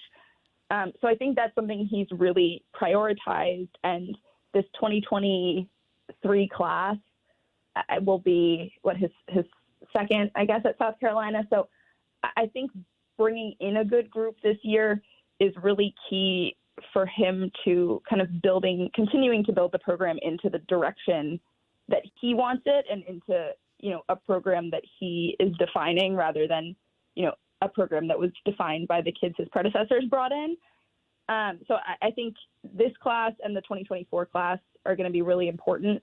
And this class so far, the kids that they have committed already, it has them ranked, I believe, in the 24/7 composite at 15 right now, and they haven't had a top 15 class since, I believe, 2010, maybe 2009. So it's been a while since they've been able to attract the kind of talent that they're bringing in right now. And I don't think if Georgia shuts them out, I think that's a bad look in front of recruits. I think if they play fine against Georgia and recruits have a fun time, I think that is more valuable in a lot of ways than, if they were to upset Georgia, that's the ideal scenario. But I think, you can still show recruits the program and showcase what's good about South Carolina football, even in a loss to a team like Georgia. And, having that rivalry atmosphere and a big time midday crowd, even if they can't see that light show going, they'll still, get the sandstorm experience and all of that. So I think it's definitely possible to showcase what the program has to offer, even in a loss. Emily Adams covers the South Carolina Athletics Department for the Greenville News. You can follow her on Twitter at EAAdams6. Emily, you are fantastic. I appreciate it. We will talk to you next week, and hopefully we'll all be in a decent mood about what happens on Saturday. We can sure hope. There you go. But you never know. Yeah, that's why we love football, man. That's the point. Emily Adams, you're awesome. We'll talk to you next week. Thank you very much. Thanks, Rob. There you go. That's Emily Adams for the Greenville News. Again, follow her on Twitter at EAAdams6. EA Adams. It's in the news. Said I did there, Alonzo. It's in the name, but then I changed sports to news because she's a journalist. How many days did it take to come up with that? I tried to get it last week. I couldn't figure it out. It worked there, though. Yeah. It did. It worked. I needed it to be a little organic, Appreciate Emily's time. Let's take a break. When we come back here in just a minute, short segment. I'll get into something. 10:35. Do not miss this segment. It is the most shocking sports controversy of all time. Of all time. And it just happened to randomly break yesterday. I've never seen anything like this, heard anything like this. It is a story I guarantee you will be talking about when we go off the air. I guarantee it. Texas says, fan, I remember when Kurt Angle had to shave his head and ended up using that look for 20 years. Maybe Lonzo changes his mind and goes man bun for decades. No. Yeah, I didn't think so. Back after this on the Rob Brown Show in the Fan Upstate. Grab back stream, don't go anywhere.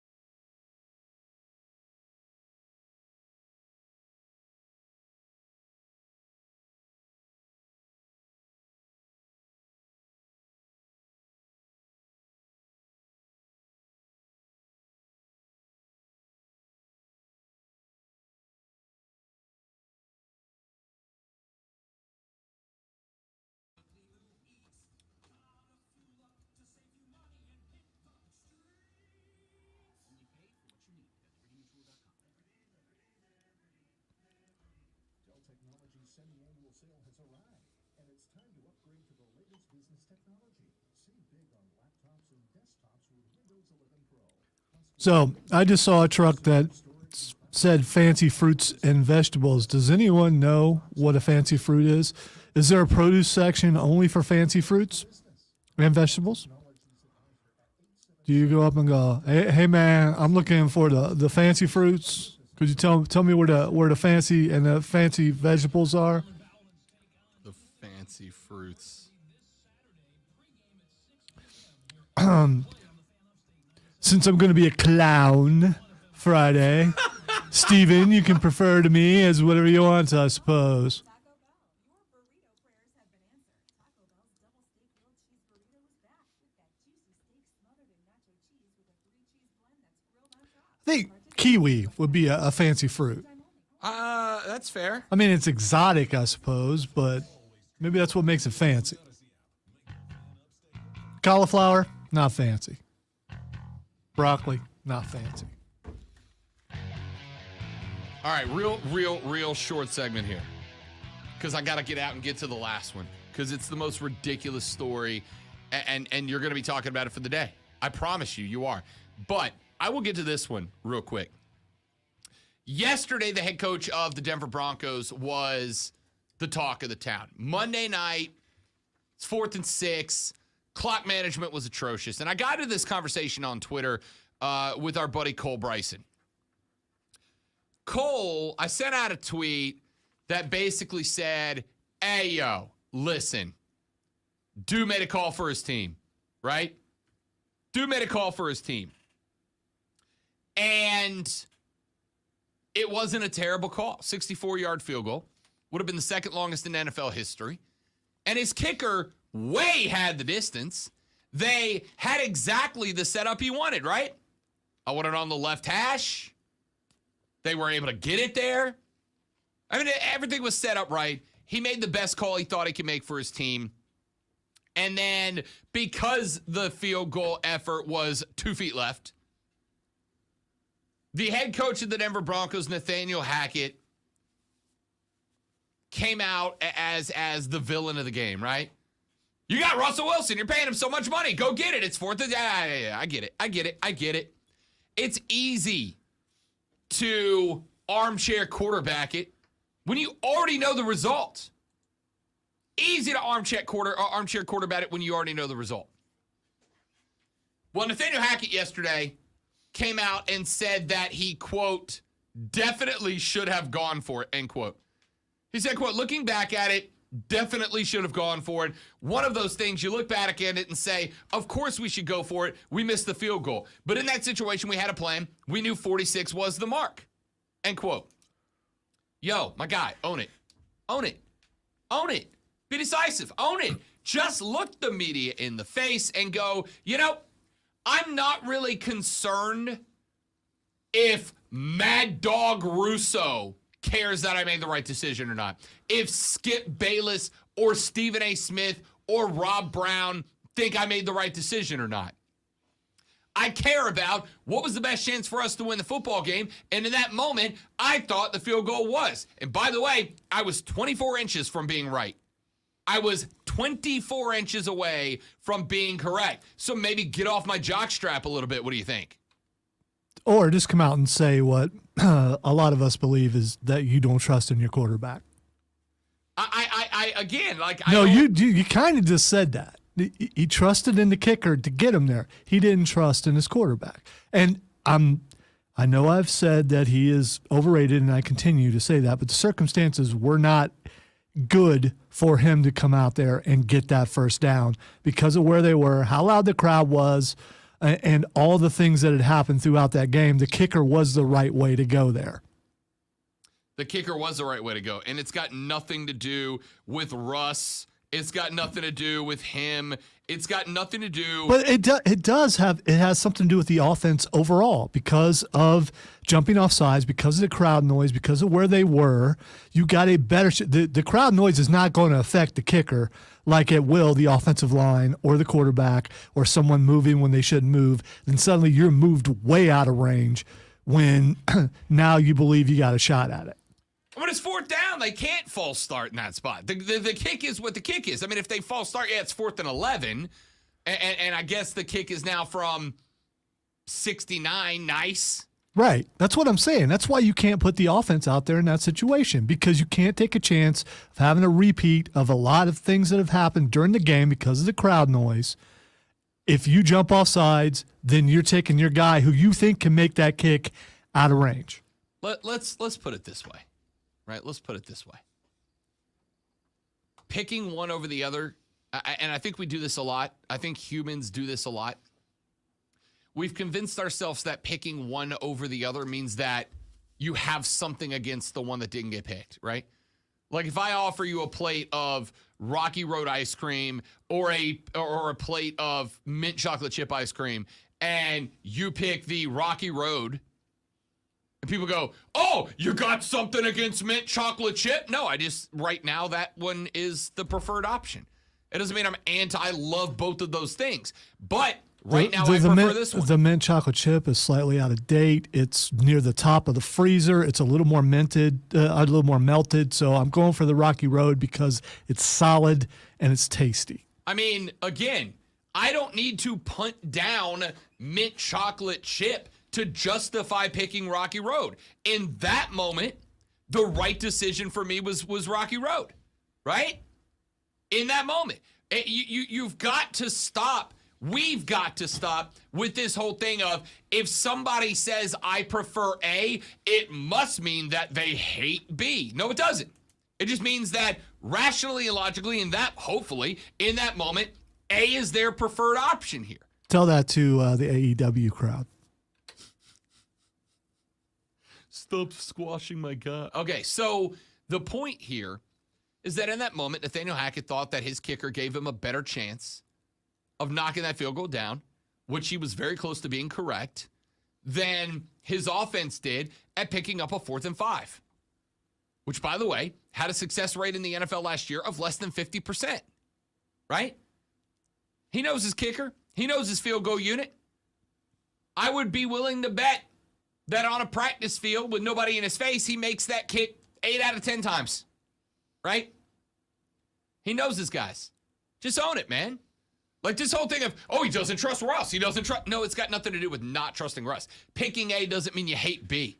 It just means A's the better option.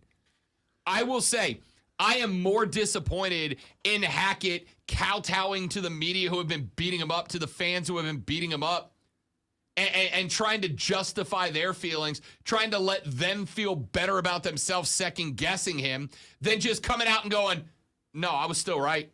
I was still right. We had a better chance at the field goal than we did at picking up 4th and 5. I am the head coach. It was my decision.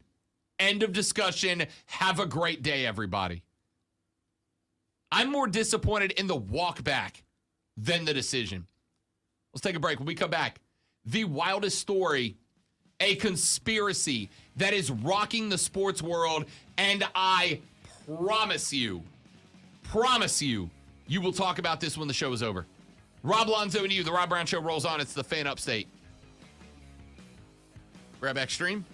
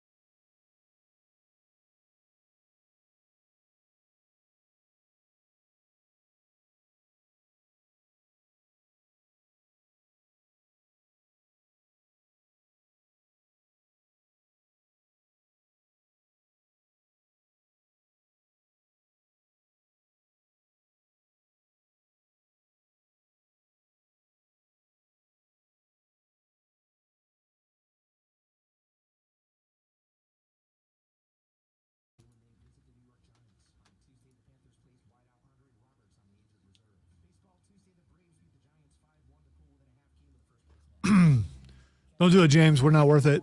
Also, yes, he did say eating ice cream off of a plate. I guess if you eat ice cream fast, you could eat it off of a plate.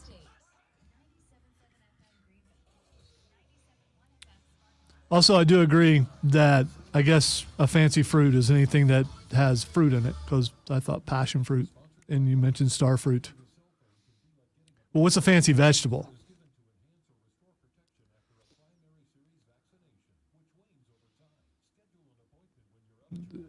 Fancy vegetable is what hipsters put in their salads? I don't know. Maybe.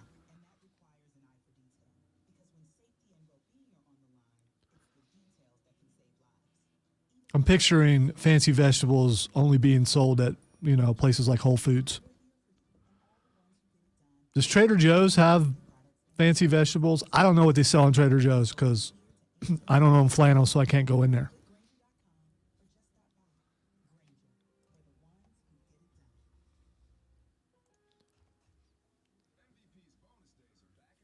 I'll ask Rob when he gets back.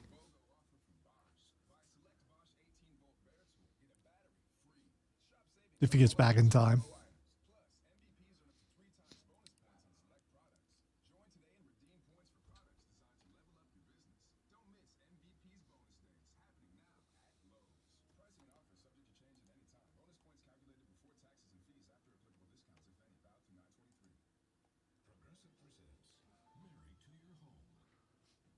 Does Trader Joe's have vegetables? Because it would appear to me, because I'm guessing that they would have fancy vegetables. I bet you're right. Have you been in Trader Joe's before? I have many times. Yeah, that's what I figured. fan. That's why I'm asking. Trader Joe's has a lot of foods that are a lot of stuff that I can only find in New Orleans, and I appreciate that. You take it on the run, baby. No, I don't. I did have a flannel shirt, Chris, that I used when I dressed up as Jason Voorhees. It was a mismatch of 2 and 3, but that's it.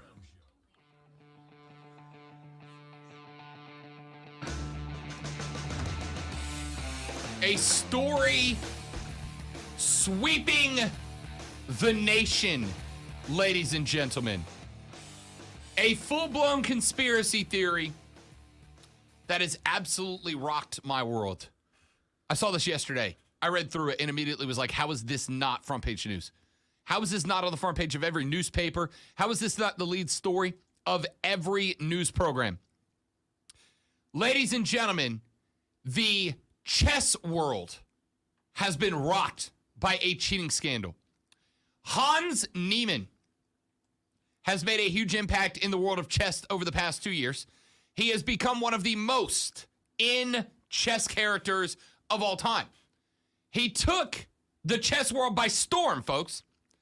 But when he went up against 19-year-old Magnus Carlsen, when the 19-year-old went up against Magnus Carlsen, the Norwegian chess grandmaster, the current biggest figure in the game, in the third round of the 2022 Sinkfield Cup tournament, things got dicey, pardon me.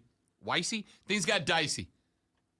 After a tense match, Niemann ended Carlsen's 53-game unbeaten streak. And in an interview after the match, he said, quote, "It must be embarrassing for the world champion to lose to me. I feel bad for him," end quote. So we got a little boat talking in the world of chess. Well, round 4 of the match between the pair was delayed by 15 minutes as security stepped up their attempts to ensure no one was cheating by smuggling in equipment. What is wrong with me? This story's got me rattled, Zoe. Well, honey wabbits. This story's got me rattled. 15-minute delay because they full body scanned Niemann to make sure he wasn't cheating after he beat Carlsen. Wait, full body scan? I mean, stick with me. Stick with me. Trust me. Stick with me. Okay. Shortly after the cheating scan, Carlson made the decision to withdraw from the tournament without fully explaining why. The champion fueled speculation when he posted a very famous clip in the soccer world of Jose Mourinho's infamous "If I speak, I am in big trouble" quote from a couple of years back. Then another left-hand turn after Hikaru Nakamura got involved. The 6th highest rated classical player in the world spoke out about the incident that caused Carlson to withdraw. He believed that Neiman was cheating. He said, quote, "That is the one thing I'm going to say, and that is the only thing I'm going to say on this topic. I think that Magnus believes that Hans is probably cheating." It quickly became the most talked about thing in the world. Other grandmasters, Rafael Leitao, Jacob Aagaard, and others defended Neiman, saying they did not think he was cheating. But things took the wildest turn of all after Eric Chessbra Hansen tried to claim tried to claim that Neiman was cheating. How did he claim that he was cheating, Lonzo? The theory has gained ground that Eric Neiman was cheating by using a sex toy in his rectum that someone else was vibrating in order to give him hints about how to correctly play. Wait. All that aside, so that it's remote controlled? Yeah.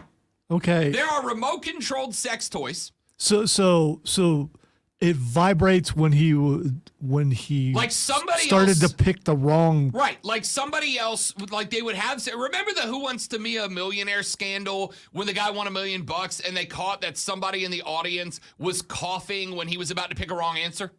Right, so if you picked the right answer, nothing happened. But if he picked the wrong answer, somebody in the audience, and he would change his answer.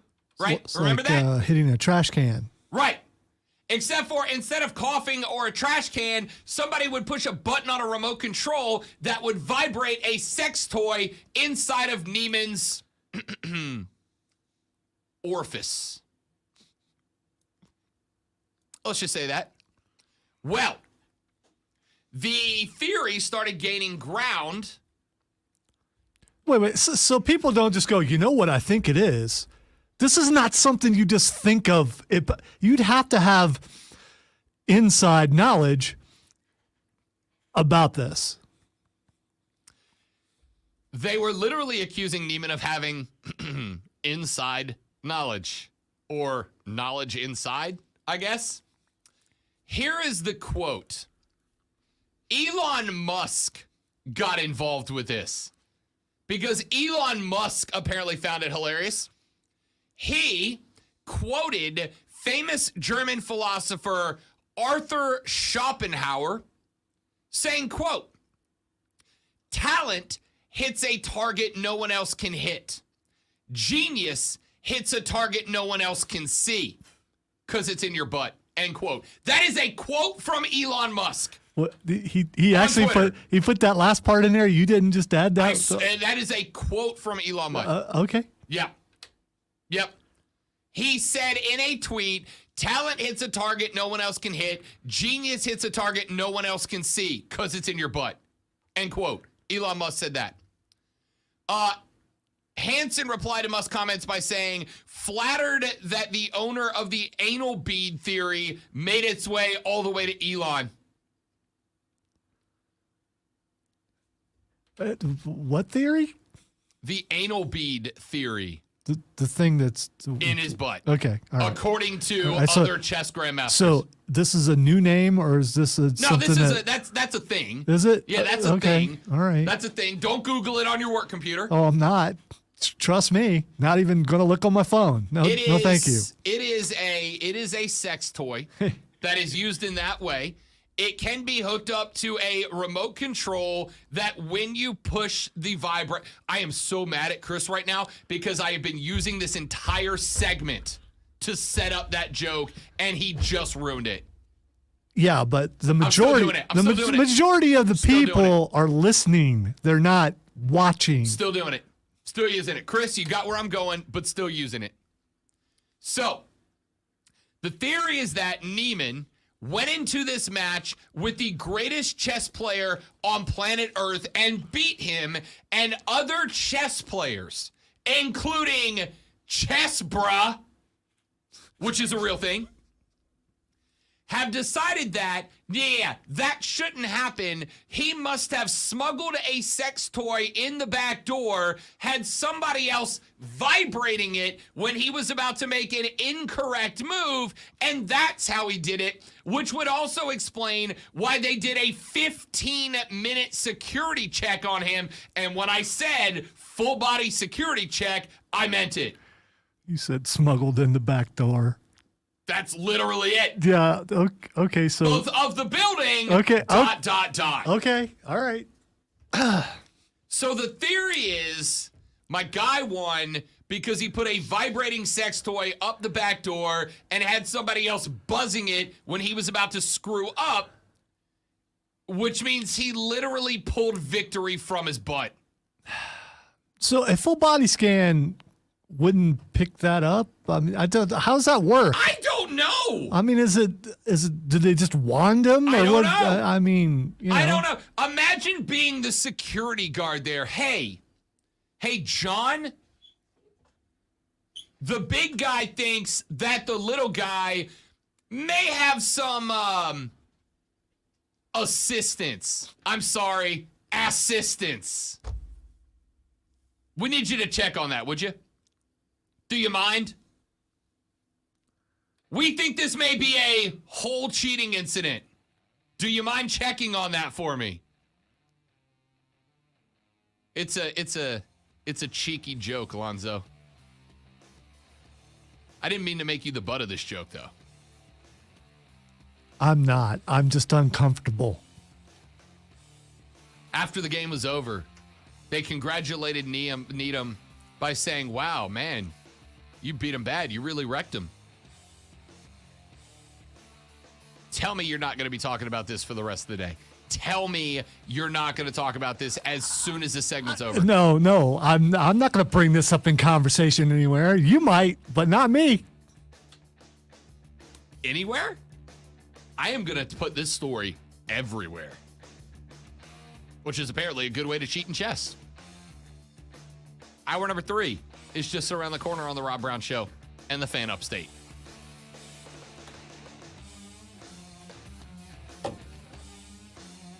Look at Twitter. Someone messaged us on Twitter, or put us, tagged us in something on Twitter.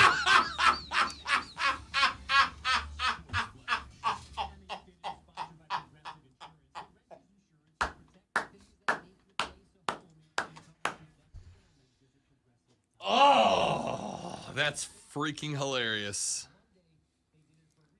Just think, we got an entire hour of this award-winning program left today.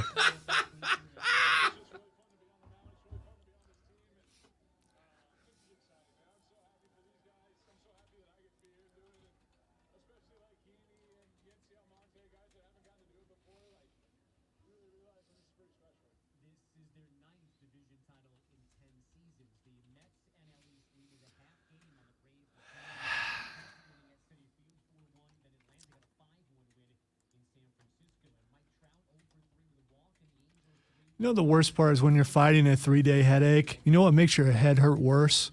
Laughing.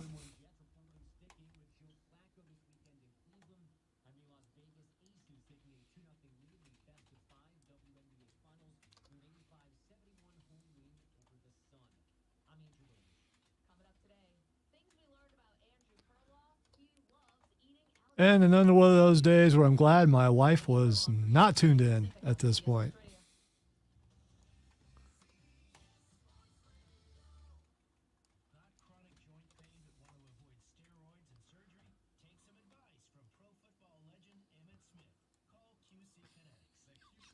Rob is typing away as he writes his acceptance speech for the awards that he's going to win for that contest. Doesn't win us the Crystal Trophy next year, it is rigged.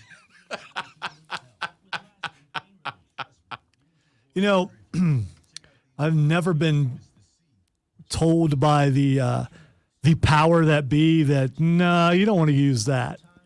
I'm guessing that maybe we would get that. It would be, maybe you don't want to use that. Oh, man. I read that yesterday and was like, the jokes write themselves. You know what the best part of that story is? It's perfect. There is not a crack in it. I got more. He's not done. I got more.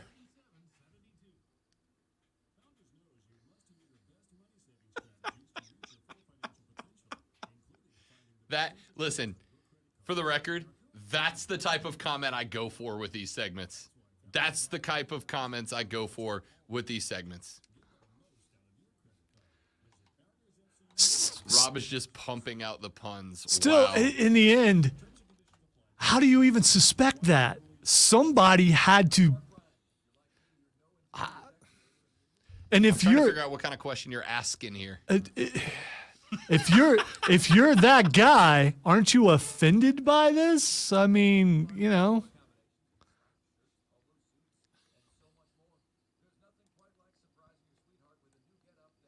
All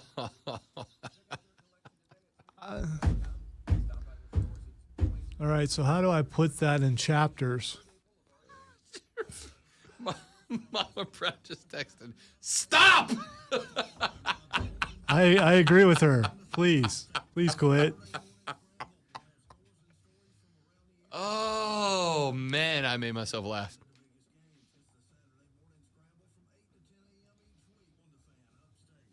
I think she just texted me because her stream is a little behind. I'm getting to the bottom, but I still got more. Getting to the bottom. Well done.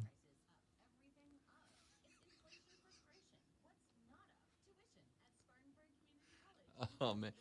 Magnus Carlson is a great Viking name. You know where he's from? Asgard. On a roll. On a roll. All right, so thank you for helping me with my chapter title, Getting to the Bottom of a Chess Scandal. There it is. There it is. That's the title right there. Very well done. Very well done.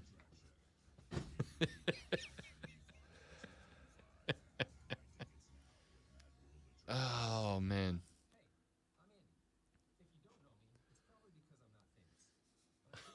Some of you are going too far. Oh, all you psychopaths. I love you so much.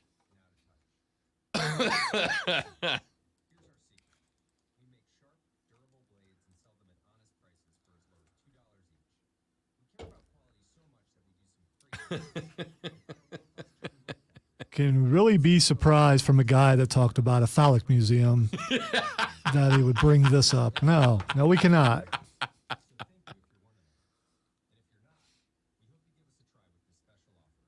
Oh, man.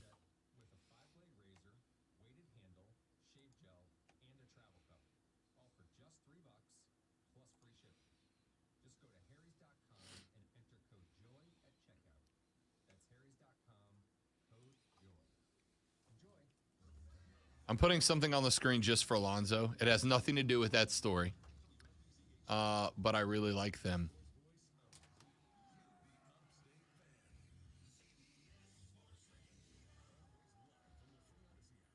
That is a D4 shaped as the Holy Hand Grenade of Antioch from Monty Python and the Holy Grail. Okay, because from here it looked like chocolate. Now it's just like, okay. How would that roll, though? I mean, okay.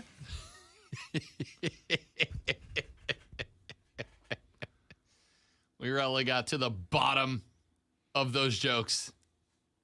That's still 5 minutes ago, man. Come on. I don't care. I don't care. Ladies and gentlemen, welcome back to the Rob Brown Show. The third, the final, the best, the money hour starts right now. Rob and Lonzo with you. You know you're doing something right when you're halfway through the show and your mother texts you in all caps, stop. Probably not the best day for her to have listened to the show, but, you know, Quality broadcasting. If that last segment doesn't win us next year's Crystal Trophy, nothing will. I can just picture your mom having a few friends over and proud. Listen to my son. Proud of my son, and he's living his best life up in Greenville. Yeah. He's on his own show. He's won awards. He's got play-by-play jobs. He's got nationally syndicated shows. Listen to this. Listen to my boy do radio. Listen to how he builds segments to keep you enthralled and captivated. Hey, Alexa, play the Fan Upstate. So anyway, dude had a sex toy up the rear to cheat at chess. Alexa, turn off the Fan Upstate. Alexa misunderstood me. That's not the channel he's on. That wasn't him. Oh yeah, that's not my kid. He must be off today. He must have called in sick today. That's not my son. My son would never. He wouldn't dare. He wouldn't dare. You know what though? I am going to tell you that Brian Neely knocked it out of the park with the best comment on this story of all when he tweeted Zoe and I during the break. My girlfriend has one of those cheating devices in her sock drawer. I didn't even know she was into chess. That was art, Brian Neely. That was spectacular. That is tweet of the week. That is tweet of the week, my God. That is in serious contention for Rob Brown Show tweet of the year. Dead serious tweet of the year considerations right there. It was so good he just created that on the spot because we've never had tweet of the week before. Way to go, Brian. That's phenomenal work. Phenomenal work out of Brian Neely at the Brian and PJH. If you want to toss him a very well-earned follow, as I absolutely just did. You know, there are moments in radio where, in my career, 25 years, where I've just wanted to move on. Could we just move on? Those moments usually, wanting things to move on, they usually don't. How is this not the best story we have talked about in months? In months. What do you consider best? You have. Imagine. I would think a feel-good story would be better. I mean, he might have thought it felt good. You did it. You did that, and you know you did that. That was you, not me. You did that. You will not take me down this hole with you. Story of the... I don't want another word about not doing any more of this story out of you. Not another word out of you of not doing this story anymore. You are not only contributing, you are keeping the accelerator mashed yourself. I don't know what you're talking about. I have plausible deniability in case, the door opens at any moment. You're in this with me now. I tried to make him stop. I did. I've got recorded evidence that you just made 2 butt puns back to back. You just did it. You just did that.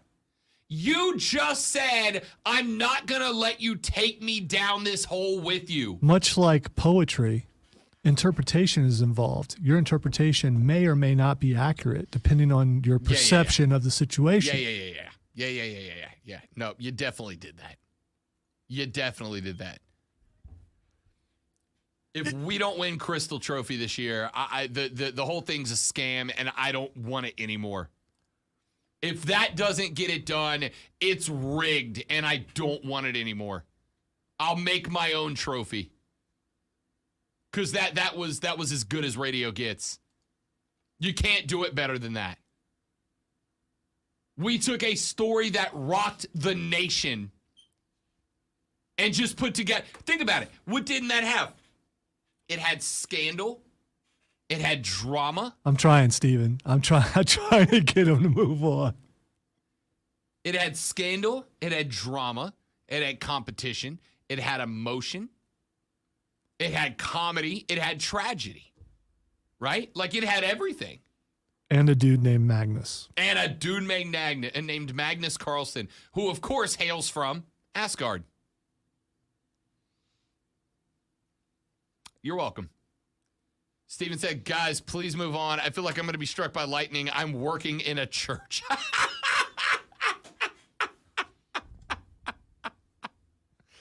Oh, man. All right. That'll do it. That'll do it. I got nothing else for this story. I've got not. I think we've hit all the puns. I think we've finished all the puns. Spectacular work, everybody. Give yourselves a round of applause. That was an amazing 15 minutes of radio. Just an amazing 15 minutes of radio. Hall of Fame caliber. Yeah, but they won't stop. I don't want them what to. you have done. For the record, the only reason I'm moving on is because it's pretty much radio taboo to do back-to-back full segments on a thing. Otherwise, I could do 3 hours about this. I could do 3 hours on this segment and have a blast doing it the entire time. No problem. No problem. It's that good. All right. 844-FAN phone, 844-FANFONE, 844-326-3663. Text us on the Preferred Home Services text line at 71307. Start your text with FAN, F-A-N, FAN, F-A-N. And yes, I am getting a bunch of texts that I absolutely cannot read on the air. Please know they are making me laugh hysterically. I knew there was a reason you weren't going to the text line. Oh, yeah. I knew there was a reason. Yeah, you know what the reason is? The FCC. Except for this one where Hurricane Jeff said, guys, I think we should put that last segment behind us. I'm waiting to get a text from Vince Coakley asking me what in the world is going on down there. Looking back in the rear view mirror, this is your best segment. I know it is. I know it is, man. Fantastic. Fantastic stuff. All right. By the way, we are still looking for a professional hairstylist for Friday morning. As if I weren't suffering enough. We are still looking for, wow, the word bun was right there the whole time and I missed it. Oh no, failure. We are still looking for a professional hairstylist to come in here at 8:50 a.m. on Friday morning and to style Lonzo's hair into a man bun for the day. We are looking for a professional stylist. We have somebody here that can do it, but I would like to make sure that Lonzo, in the one day for the rest of his life that he rocks a man bun, has the best and most perfect man bun available. So, if you are or know a professional hairstylist who can come up here Friday morning and puts those hair up into the perfect man bun, email me at rob.brown@thefanupstate.com. rob.brown@thefanupstate.com. If you will come up and put those hair in the perfect man bun, we will 100% pimp you or your salon or your barber shop or whatever on the air while it's happening. And throughout the rest of the show, as Zoe rocks the man butt on the stream. I'm probably going to regret it's man bun, not man butt. I'm pretty sure that's what you just said. I'm going to regret this, but I bet there are mobile grooming stations. Yeah, probably. Salons. Probably. That Great. That just come to your house or whatever and That'd do be your perfect. hair. Listen, yeah. if we can, if you have a mobile hair cutting service and you will bring it here to the station Friday, we will go live on the stream 15 minutes early from the parking lot to put you on stream. Then we will just transition the stream live on the air. But we need a professional hairstylist to come up here Friday morning and put Zoe's hair up into a man bun at 9 a.m. You will get your business or yourself or whatever shouted out on the air throughout the show. And all you got to do is take 5 minutes to put Lonzo's hair up You in a know, bun. not that I want to encourage anything, but you would think some enterprising salesperson from downstairs who just happens to have an account with a salon or something like that would think, you know what, I could get my client some free ads and have them come upstairs and do that. Facts. That's you would think that. Fact. You would think that. Big fact. Big fact. We'll find it. We'll find somebody. Let's see. If they don't find anybody, I'm just going to do it myself. And it's not going to be what you want. No. It's not going to be you. Because You're just not going to only do a high ponytail. not only do I not know how to do it, I don't want to know. Mm-hmm. James said, you either die a hero or use enough puns to become the villain.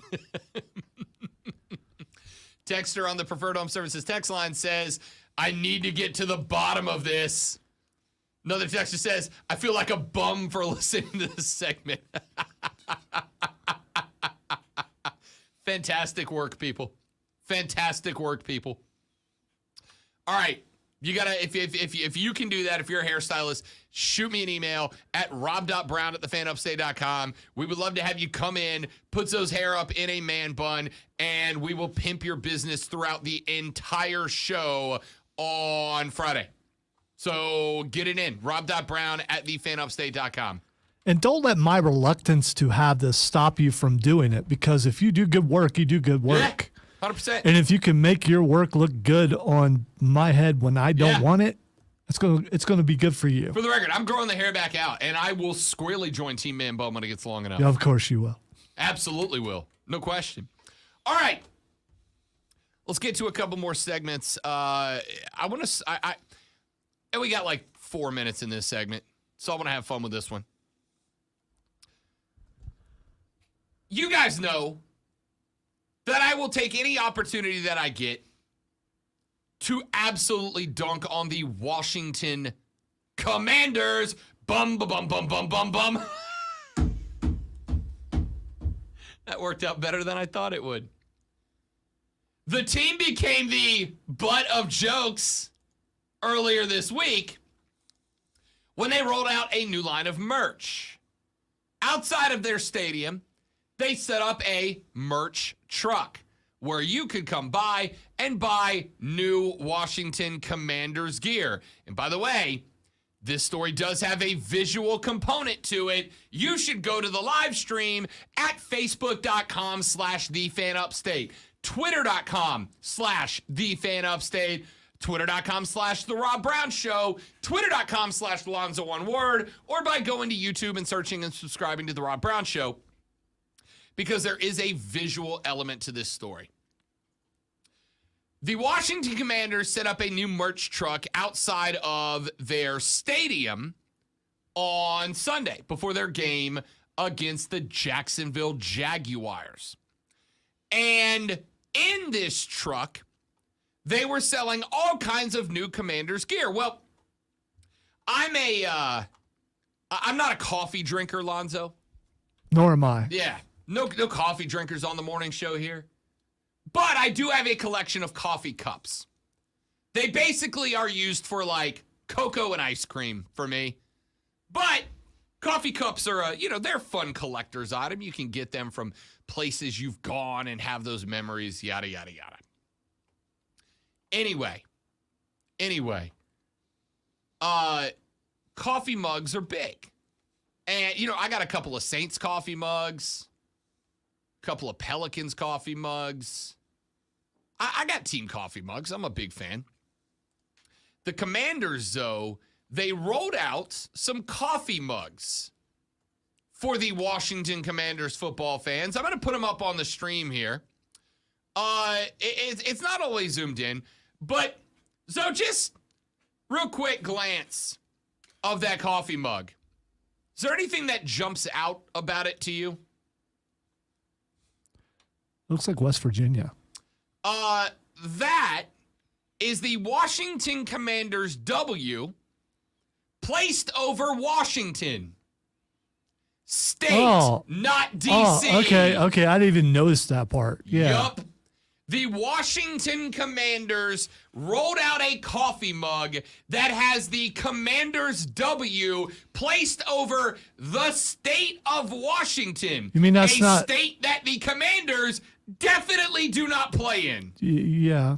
I thought it was a flag at first, like flying in the wind. Nope. Maybe that's why I didn't notice that it Yeah, was and shaped like like I said, Washington. it's not zoomed in, so it's kind of tough. In fact, let me see if I may be able to zoom that in a little bit. But all you need to know is that the Washington Commanders have rolled out. Here you go. I'll zoom in. I think I can zoom in on it a little bit. The Washington Commanders. You're going the opposite direction. Yeah, I know, and I don't know how to fix it.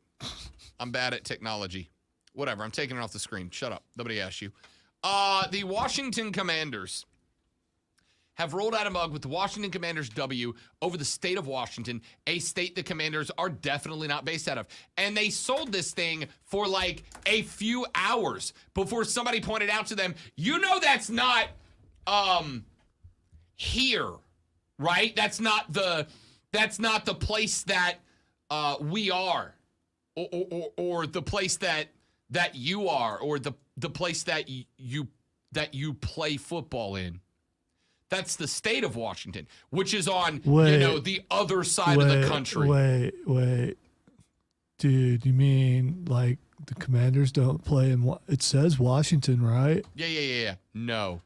That is not where they play. When I Googled it, Washington looks like that.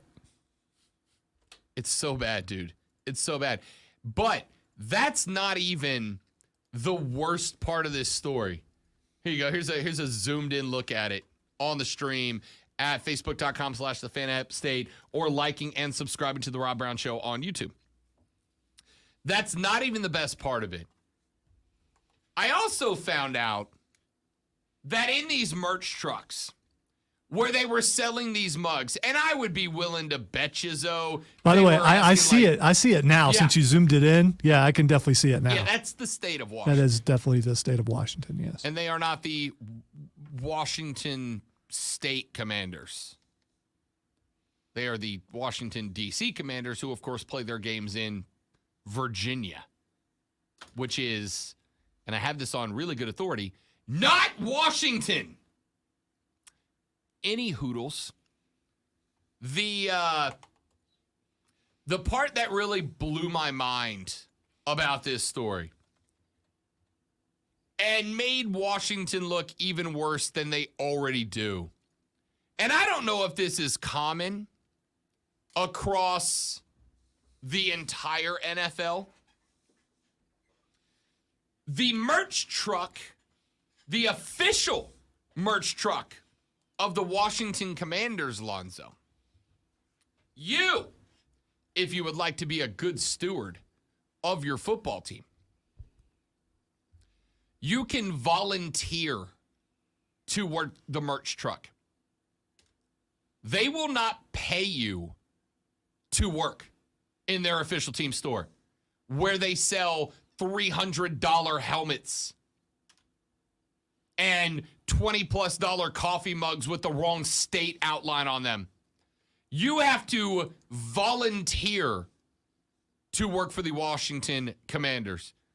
Now, the Commanders did win that game, and the Commanders did pull the coffee cups before a full day of being sold. But it's pretty much just the most recent illustration of how absolutely horrendously run this football team is.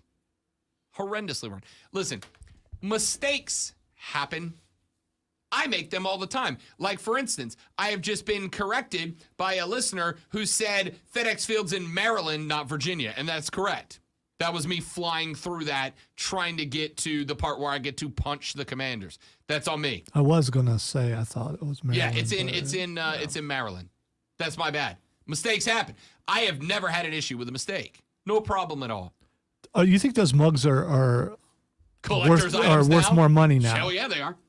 So don't feel bad if you bought one. Just hang on to it.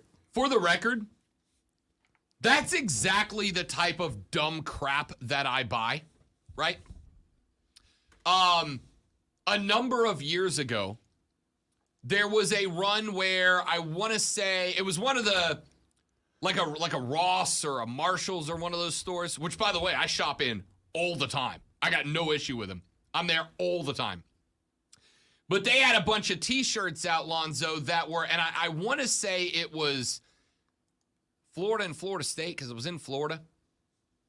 But they had shirts they put out, Zoe, that had the name of one college written out, but the logo of the other. It like said Florida State Seminoles, but it had the Gator logo on it. And I was like, I would buy that in a heartbeat because it's hilarious to me. I would have bought this mug and LOL'd at it the whole time. But the point here is when NFL teams put out merch, there are 100 people who put their eyeballs on it before they release it to the public for the first time. And not one of y'all caught that's not where we play football. We have nothing to do with that state. Not one of y'all caught that. This team is hilariously inept. Hilariously inept.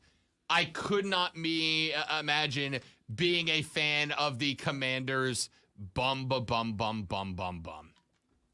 You know why? Because they're the ass of every joke. That's why. Let's take a break. We'll come back here in just a minute. Rob, difference this time with people in D.C. having egregiously represented their constituents is that this time there was actually a mugshot. Listeners are in fuego today on the show. Rob, Lonzo, and you, it's the Rob Brown Show on the Fan Upstate.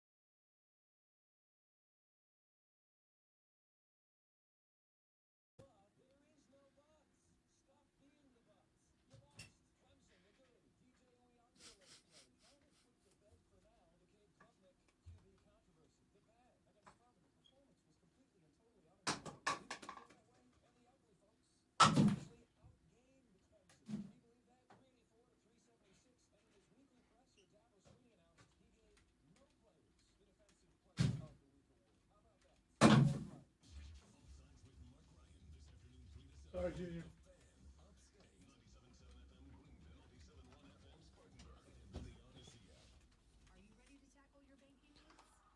Home Trust Bank's team of expert advisors and lenders want to be your teammate. We want to hear your story, learn your aspirations, and assist you with financial needs, and provide options that are tailored to you. With a wide range of personal, mortgage, and commercial services, you will discover all your banking needs under one roof with a local and personalized touch at Home Trust Bank. Score big with Home Trust Bank. Ready for what's next. Member FDIC, Equal Housing Lender.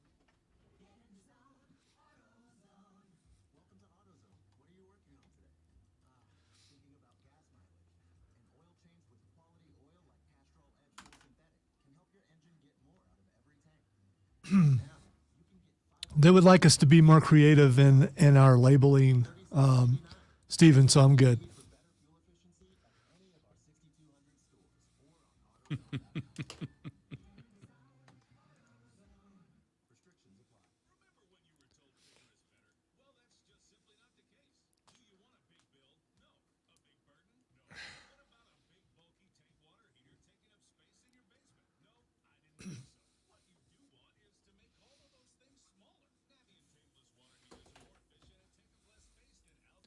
And I absolutely love trips to the office. They're awesome. I actually really like. I'll go down and hang out in the boss's office. Guys on that side of the hall are cool. I will if I don't have work to do. Well, yeah, that's what I mean. Because if I have work to do, I'm not getting to Oh, it. if you go in there and catch Hendricks and Stoneman hanging out together, you're in there for an hour. Yeah, but it becomes a competition for me, and I can hang for a while because it's always lyrics competition. You know that weird friend who knows all the lyrics to a bunch of obscure songs? That's just about everybody in radio. So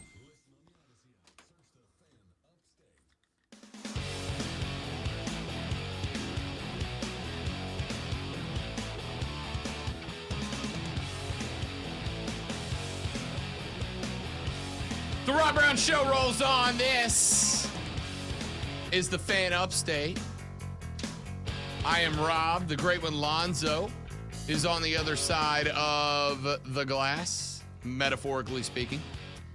I want to go back to Shane Beamer's comments. We talked about him earlier in the show. Got a brief mention of him in the conversation with Emily Adams, which if you miss, she covers the Gamecocks for the Greenville News. You can listen to it by going to thefanupstate.com, thefanupstate.com, and pulling the podcast section down. That opened up hour number 2 of the show. Dan Scott was the last segment of hour number 1. If you want to listen to a little conversation about the Furman Paladins, go to the podcast section of thefanupstate.com, go to the Rob Brown Show and listen to hour number 1. It's at the back half of that. I have seen some people label the comments of Shane Beamer effectively saying, hey, yo, be there on Saturday. We need Willie B at noon to sound like Willie B at 7 p.m. Yeah, the lights won't come into play, but we need that stadium absolutely rocking. And I've seen some people on social media, including Gamecocks fans, saying it reeks of desperation. I disagree entirely. I don't think it's desperate at all. I think it is 100% a football coach recognizing that his team feeds off the crowd. And it makes sense, right? Shane Beamer is a wildly emotional dude. Shane Beamer took a lot of heat on Twitter from Tennessee fans who for some reason have developed a deep-seated hatred of South Carolina over the last couple of years. Because last year, at a point when the Gamecocks were down 38-7, they scored a TD, and Shane Beamer lost his mind on the sideline like he just won the Super Bowl. And I get it. I get it. Shane Beamer, when they were in an absolute football game against Georgia State in week 1, South Carolina blocked a punt, and Shane Beamer was losing his bleeping mind on the sideline. But that's Shane Beamer. He's an energetic, emotional dude, and he attracts energetic, emotional players into his vicinity. Those types of players more than a lot of others, feed off a crowd, react off a crowd. And I don't care who you are. Unless you are Bama, unless you are Georgia, unless you are Penn State, unless you're in the upper echelon of college football fan bases, it would be very easy for fans to say, we are 24.5-point underdogs playing the number one team in the country at noon, which means you don't even get a great tailgate in, right? Like, tailgating's going to hit its peak at like 11, just in time to break it all down and head into Willie B. There are absolutely going to be South Carolina fans who would go to this game if it was at 7, who won't go to it at noon, being a 2-dozen-point underdog. I have been to schools like that. It's not a shot. It's just a reality. All right, why? Why don't they go? Yeah. Because it's at noon. Why? Because it's hot, because you don't get a full tailgate, because you're going to get your kicked. What? I don't understand. What's a full tailgate? I'm not being a snot here. I'm trying to understand, what is a full tailgate? A full tailgate is like 4 hours where I'm like up and at 'em and ready to go, not 8 a.m. in the lot. I guess the days of me sleeping till noon or till 11 are so far behind me that it's hard for me I'm to not saying grasp noon to 11. that people do that. But if you want to be, all right, I've gone to Columbia for a pair of games so far. I went to Florida and Clemson last year. If you love your team and you think that 4 hours of tailgating is necessary, it doesn't matter what time it is. You have to be, if you wanted to be tailgating at 9, you got to be in Columbia at 6:45. The traffic sucks around the stadium. And I'm not saying that as a shot. It's most stadiums. What is tailgating for? To get me lit, to get turned. No. I to think boost the juice before the game. so to drink. No, I mean, what is tailgating for? What is it absolutely for? It is to crank the energy up. It is to get me in a mood for football. Okay, so you have to be coerced into No. being in a football mood? Because that's what's... All right, so let me ask you this. Before an NBA game, why do they play hip-hop music, hype music, have smoke and lasers and fire and cheerleaders and all that? to entertain the crowd while they wait for And the game. do what? Get the energy up in the building. Get the energy up in the building. You can say, why is it that I open this show with, let's go, as opposed to just going, hey, everybody, welcome to the Rob Brown Show. Because Another 3 hours of you're trying to broadcasting make anyway. people make lane changes. Because I'm trying to boost the juice. I'm trying to get people jacked. I'm trying to get people energetic and hype and ready to go. So it takes 4 hours for you to get your word juiced? Listen, I understand what you're saying, and logically speaking, you're correct. You should just show up 10 minutes before kickoff and be full throat. Admittedly, I've never understood tailgating, except for like in a place like Clemson where you know you're going to be there forever. You can't get out of there, so you might as well hang with people till the traffic goes down. And that's not just it's not just a crack because I don't like Clemson, but it's a crack because I've been to Clemson games and I know how long it takes to get out of there. So in that case, maybe I get it hanging around after the game because you know there's no sense of being in a hurry because you can't be. But why do you need to be somewhere 4 hours before the game? So longer than what the game lasts, you're going to be there. First off, tailgates are fun. They're just fun. For what? Rob, I've never been to I've never been to a tailgate. I'm asking you to explain to me why tailgates are fun and necessary. I get that you don't get it. And this is one of those things where it's important to communicate for me because people don't have the same experiences. And if they don't share the experience, it's hard to communicate. Because to me, if somebody said, Rob, tailgates are awesome, I'm like, yeah, I know. Yeah, I agree. Yeah, but if someone says, Lonzo, tailgates are awesome, and Lonzo says, why? Why are tailgates awesome? So I'm asking you to explain to me what makes them awesome. Because standing in a parking lot with a few tens of thousands of other people who you are connected to. When you're at a tailgate, right? Politics don't matter. Entertainment choices don't matter. Taste in music doesn't matter. None of that crap matters. Well, When it you does stand kind in a- of if it's really bad music. When I you mean. stand in a tailgate party and you are there in your shirt and the dude 2 cars over is there in his shirt and you're both rocking the garnet and black or the purple and orange or the whatever color, you have a bond there that you would not share anywhere else in the world. If you met that guy in a parking lot at your local grocery store, you might look at that guy and go, that guy probably sucks. Or, I'm not a people person. I don't want to talk to that guy. But when you're both Gamecocks fans and it's Gamecock game day, it's like, what's up, dog? We got this. Let's go. Let's get hyped. Let's get crunk. Let's get turned. Whatever else the kids are saying nowadays. By the way, I do understand about camaraderie for fandom because I can walk through a store wearing a certain jersey or T-shirt and people just start talking football. I get that. Yeah. I get that. But I can do the same thing while I'm in the stadium. I was at Why the- do I? And the other thing is, I have never seen you meet anyone that you wouldn't talk to. So I mean, it's just. I agree, but it is something different when you've got that bond. I was in a grocery station like 2 weeks ago. A grocery store like 2 weeks ago. You mean like QT? It's Yeah, kind of a grocery grocery. station. It's kind of a grocery Buc-ee's. station. And I saw a dude in a Saints shirt, which obviously is not that common around here. And I was like, "What's up, dude? Who dat?" And we just shot it for a minute, right? Tailgates are fun. Did you go straight into a Cajun language so no one could understand what you guys were saying? Tigers. Yeah. Who dat, baby? No,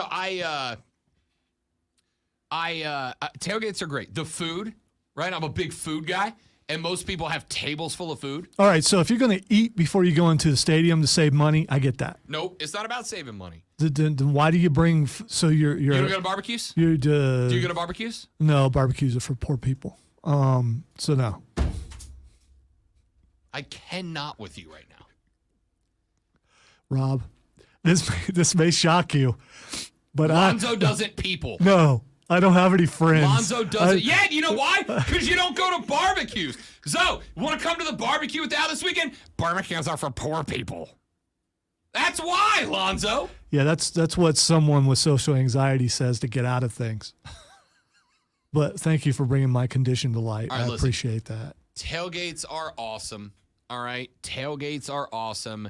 They are fun. The food, the drink, the music, You the don't want- partying. If you have a night game, people bring and set up TVs and you watch all the other games drink. together. And drink. I mean, listen, the It's really what I mean, you skirt it and everything. That's and really so what it here's comes my down question. to. So the hell what?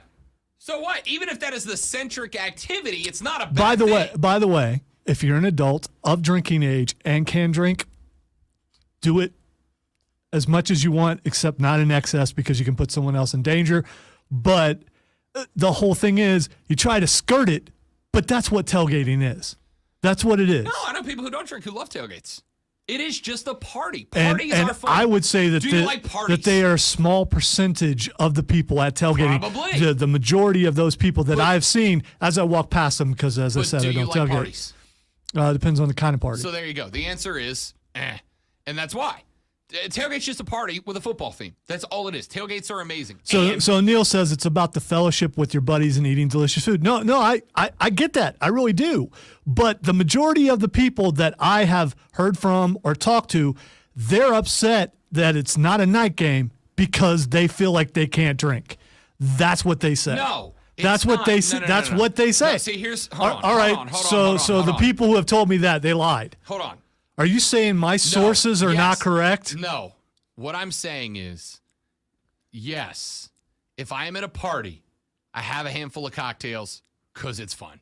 Yeah, I will agree with that. But to say that there is not more energy in a football By the way, stadium, I don't need all that. When you guys get drunk, I just act normal. when if you tell me there is not more juice in a football stadium at 7 p.m. than noon, then I'm just saying you've either never been to a 7 p.m. game or you've never been to a noon I game. think it depends on where you're don't going know. to see a football game, because it's exciting in Alabama or Ohio State, no matter what time of day Right. it is. I didn't say Why? exciting. I Because said there is more. winning. I have said more energy in the. I have been to a noon game and a 7 p.m. game in Tuscaloosa. I have been to a noon game and a 7 p.m. game in Baton Rouge. I have been to a noon game and a 7 p.m. game in Gainesville, in Tallahassee. And in every one of those places, there is more gas in the stadium at 7 than noon. There just is. How do you afford to go to all those places? It must be nice to be a 1%. My job's awesome. It's literally our job. We can get passes to any game. No, it's no. just you don't want to. No. I literally said yesterday. The talent, the talent can get stuff. People down here, they can. I literally invited you to Carolina versus New Orleans in 2 weeks yesterday, and your answer was, we'll see. By the way, I've been to a ton And of. hell yeah. I've been to a ton of Panther games, so it's not like I've never been.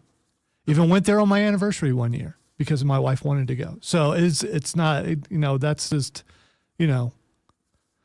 Here's the thing. I don't want you. If I come and hang out with you and your mom and everybody, then you have to take a back seat because I am the hype, and I don't want to do that to you. You used to be in the front, used to be in the focal point. I take that away from you. I'm too good of a friend to do that to you. We need to take a break, by the way. No, go ahead. Take us a break. All right, we're going to go to break. When we come back, it's time for Twitter Trending Topics if Rob decides to participate. You're listening to The Rob Brown Show right here on The Fan, Upstate. Warehouse.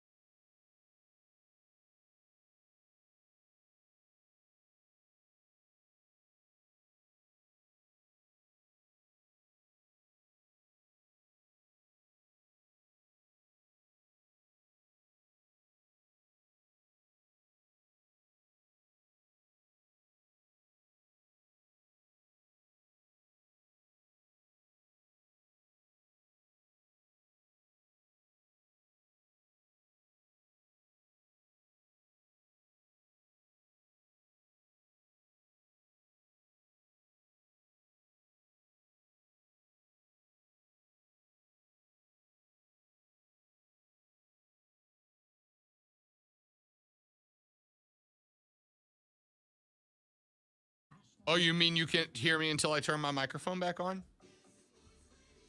No, I was saying you should have jumped on those.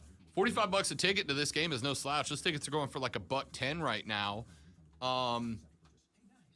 If I'd have known that, me and the girlfriend would have gone. We'd have absolutely bought them off you and gone with you, buddy. I think her parents are coming over to watch it on Saturday. Her stepdad is a Georgia fan, so that should be fun. We're gonna tailgate in our house, Lonzo. Bring the TV out to the back porch. Watch it outside. Do If it's either not one of you 100 own a degrees. truck? It's a metaphorical tailgate, Lonzo. Meta what? That's Facebook, right?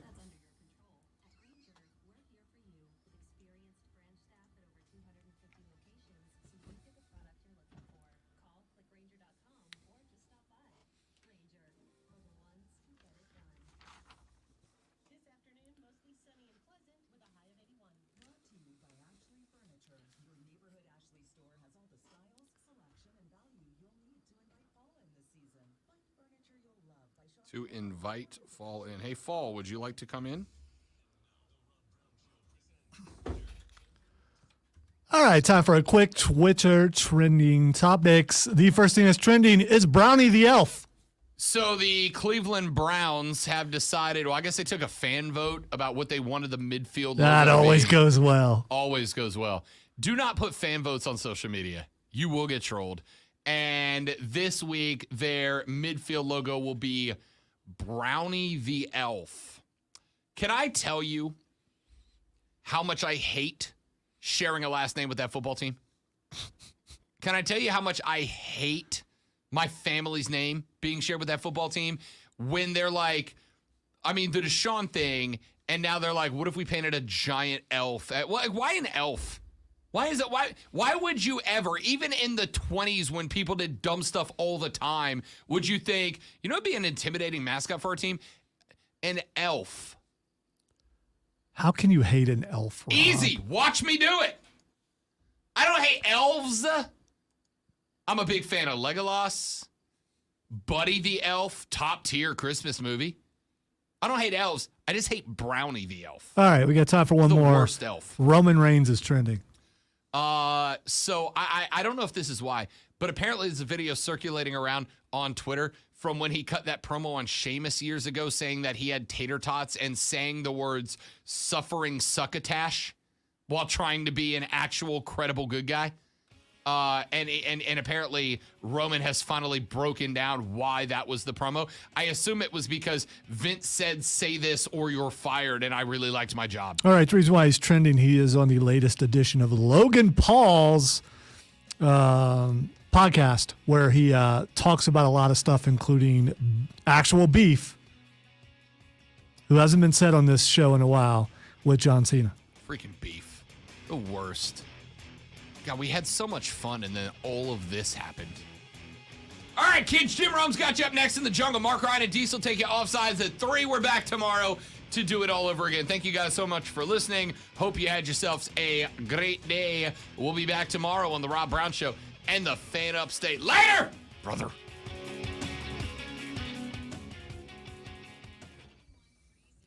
All right, Stream, you guys are awesome. Appreciate it.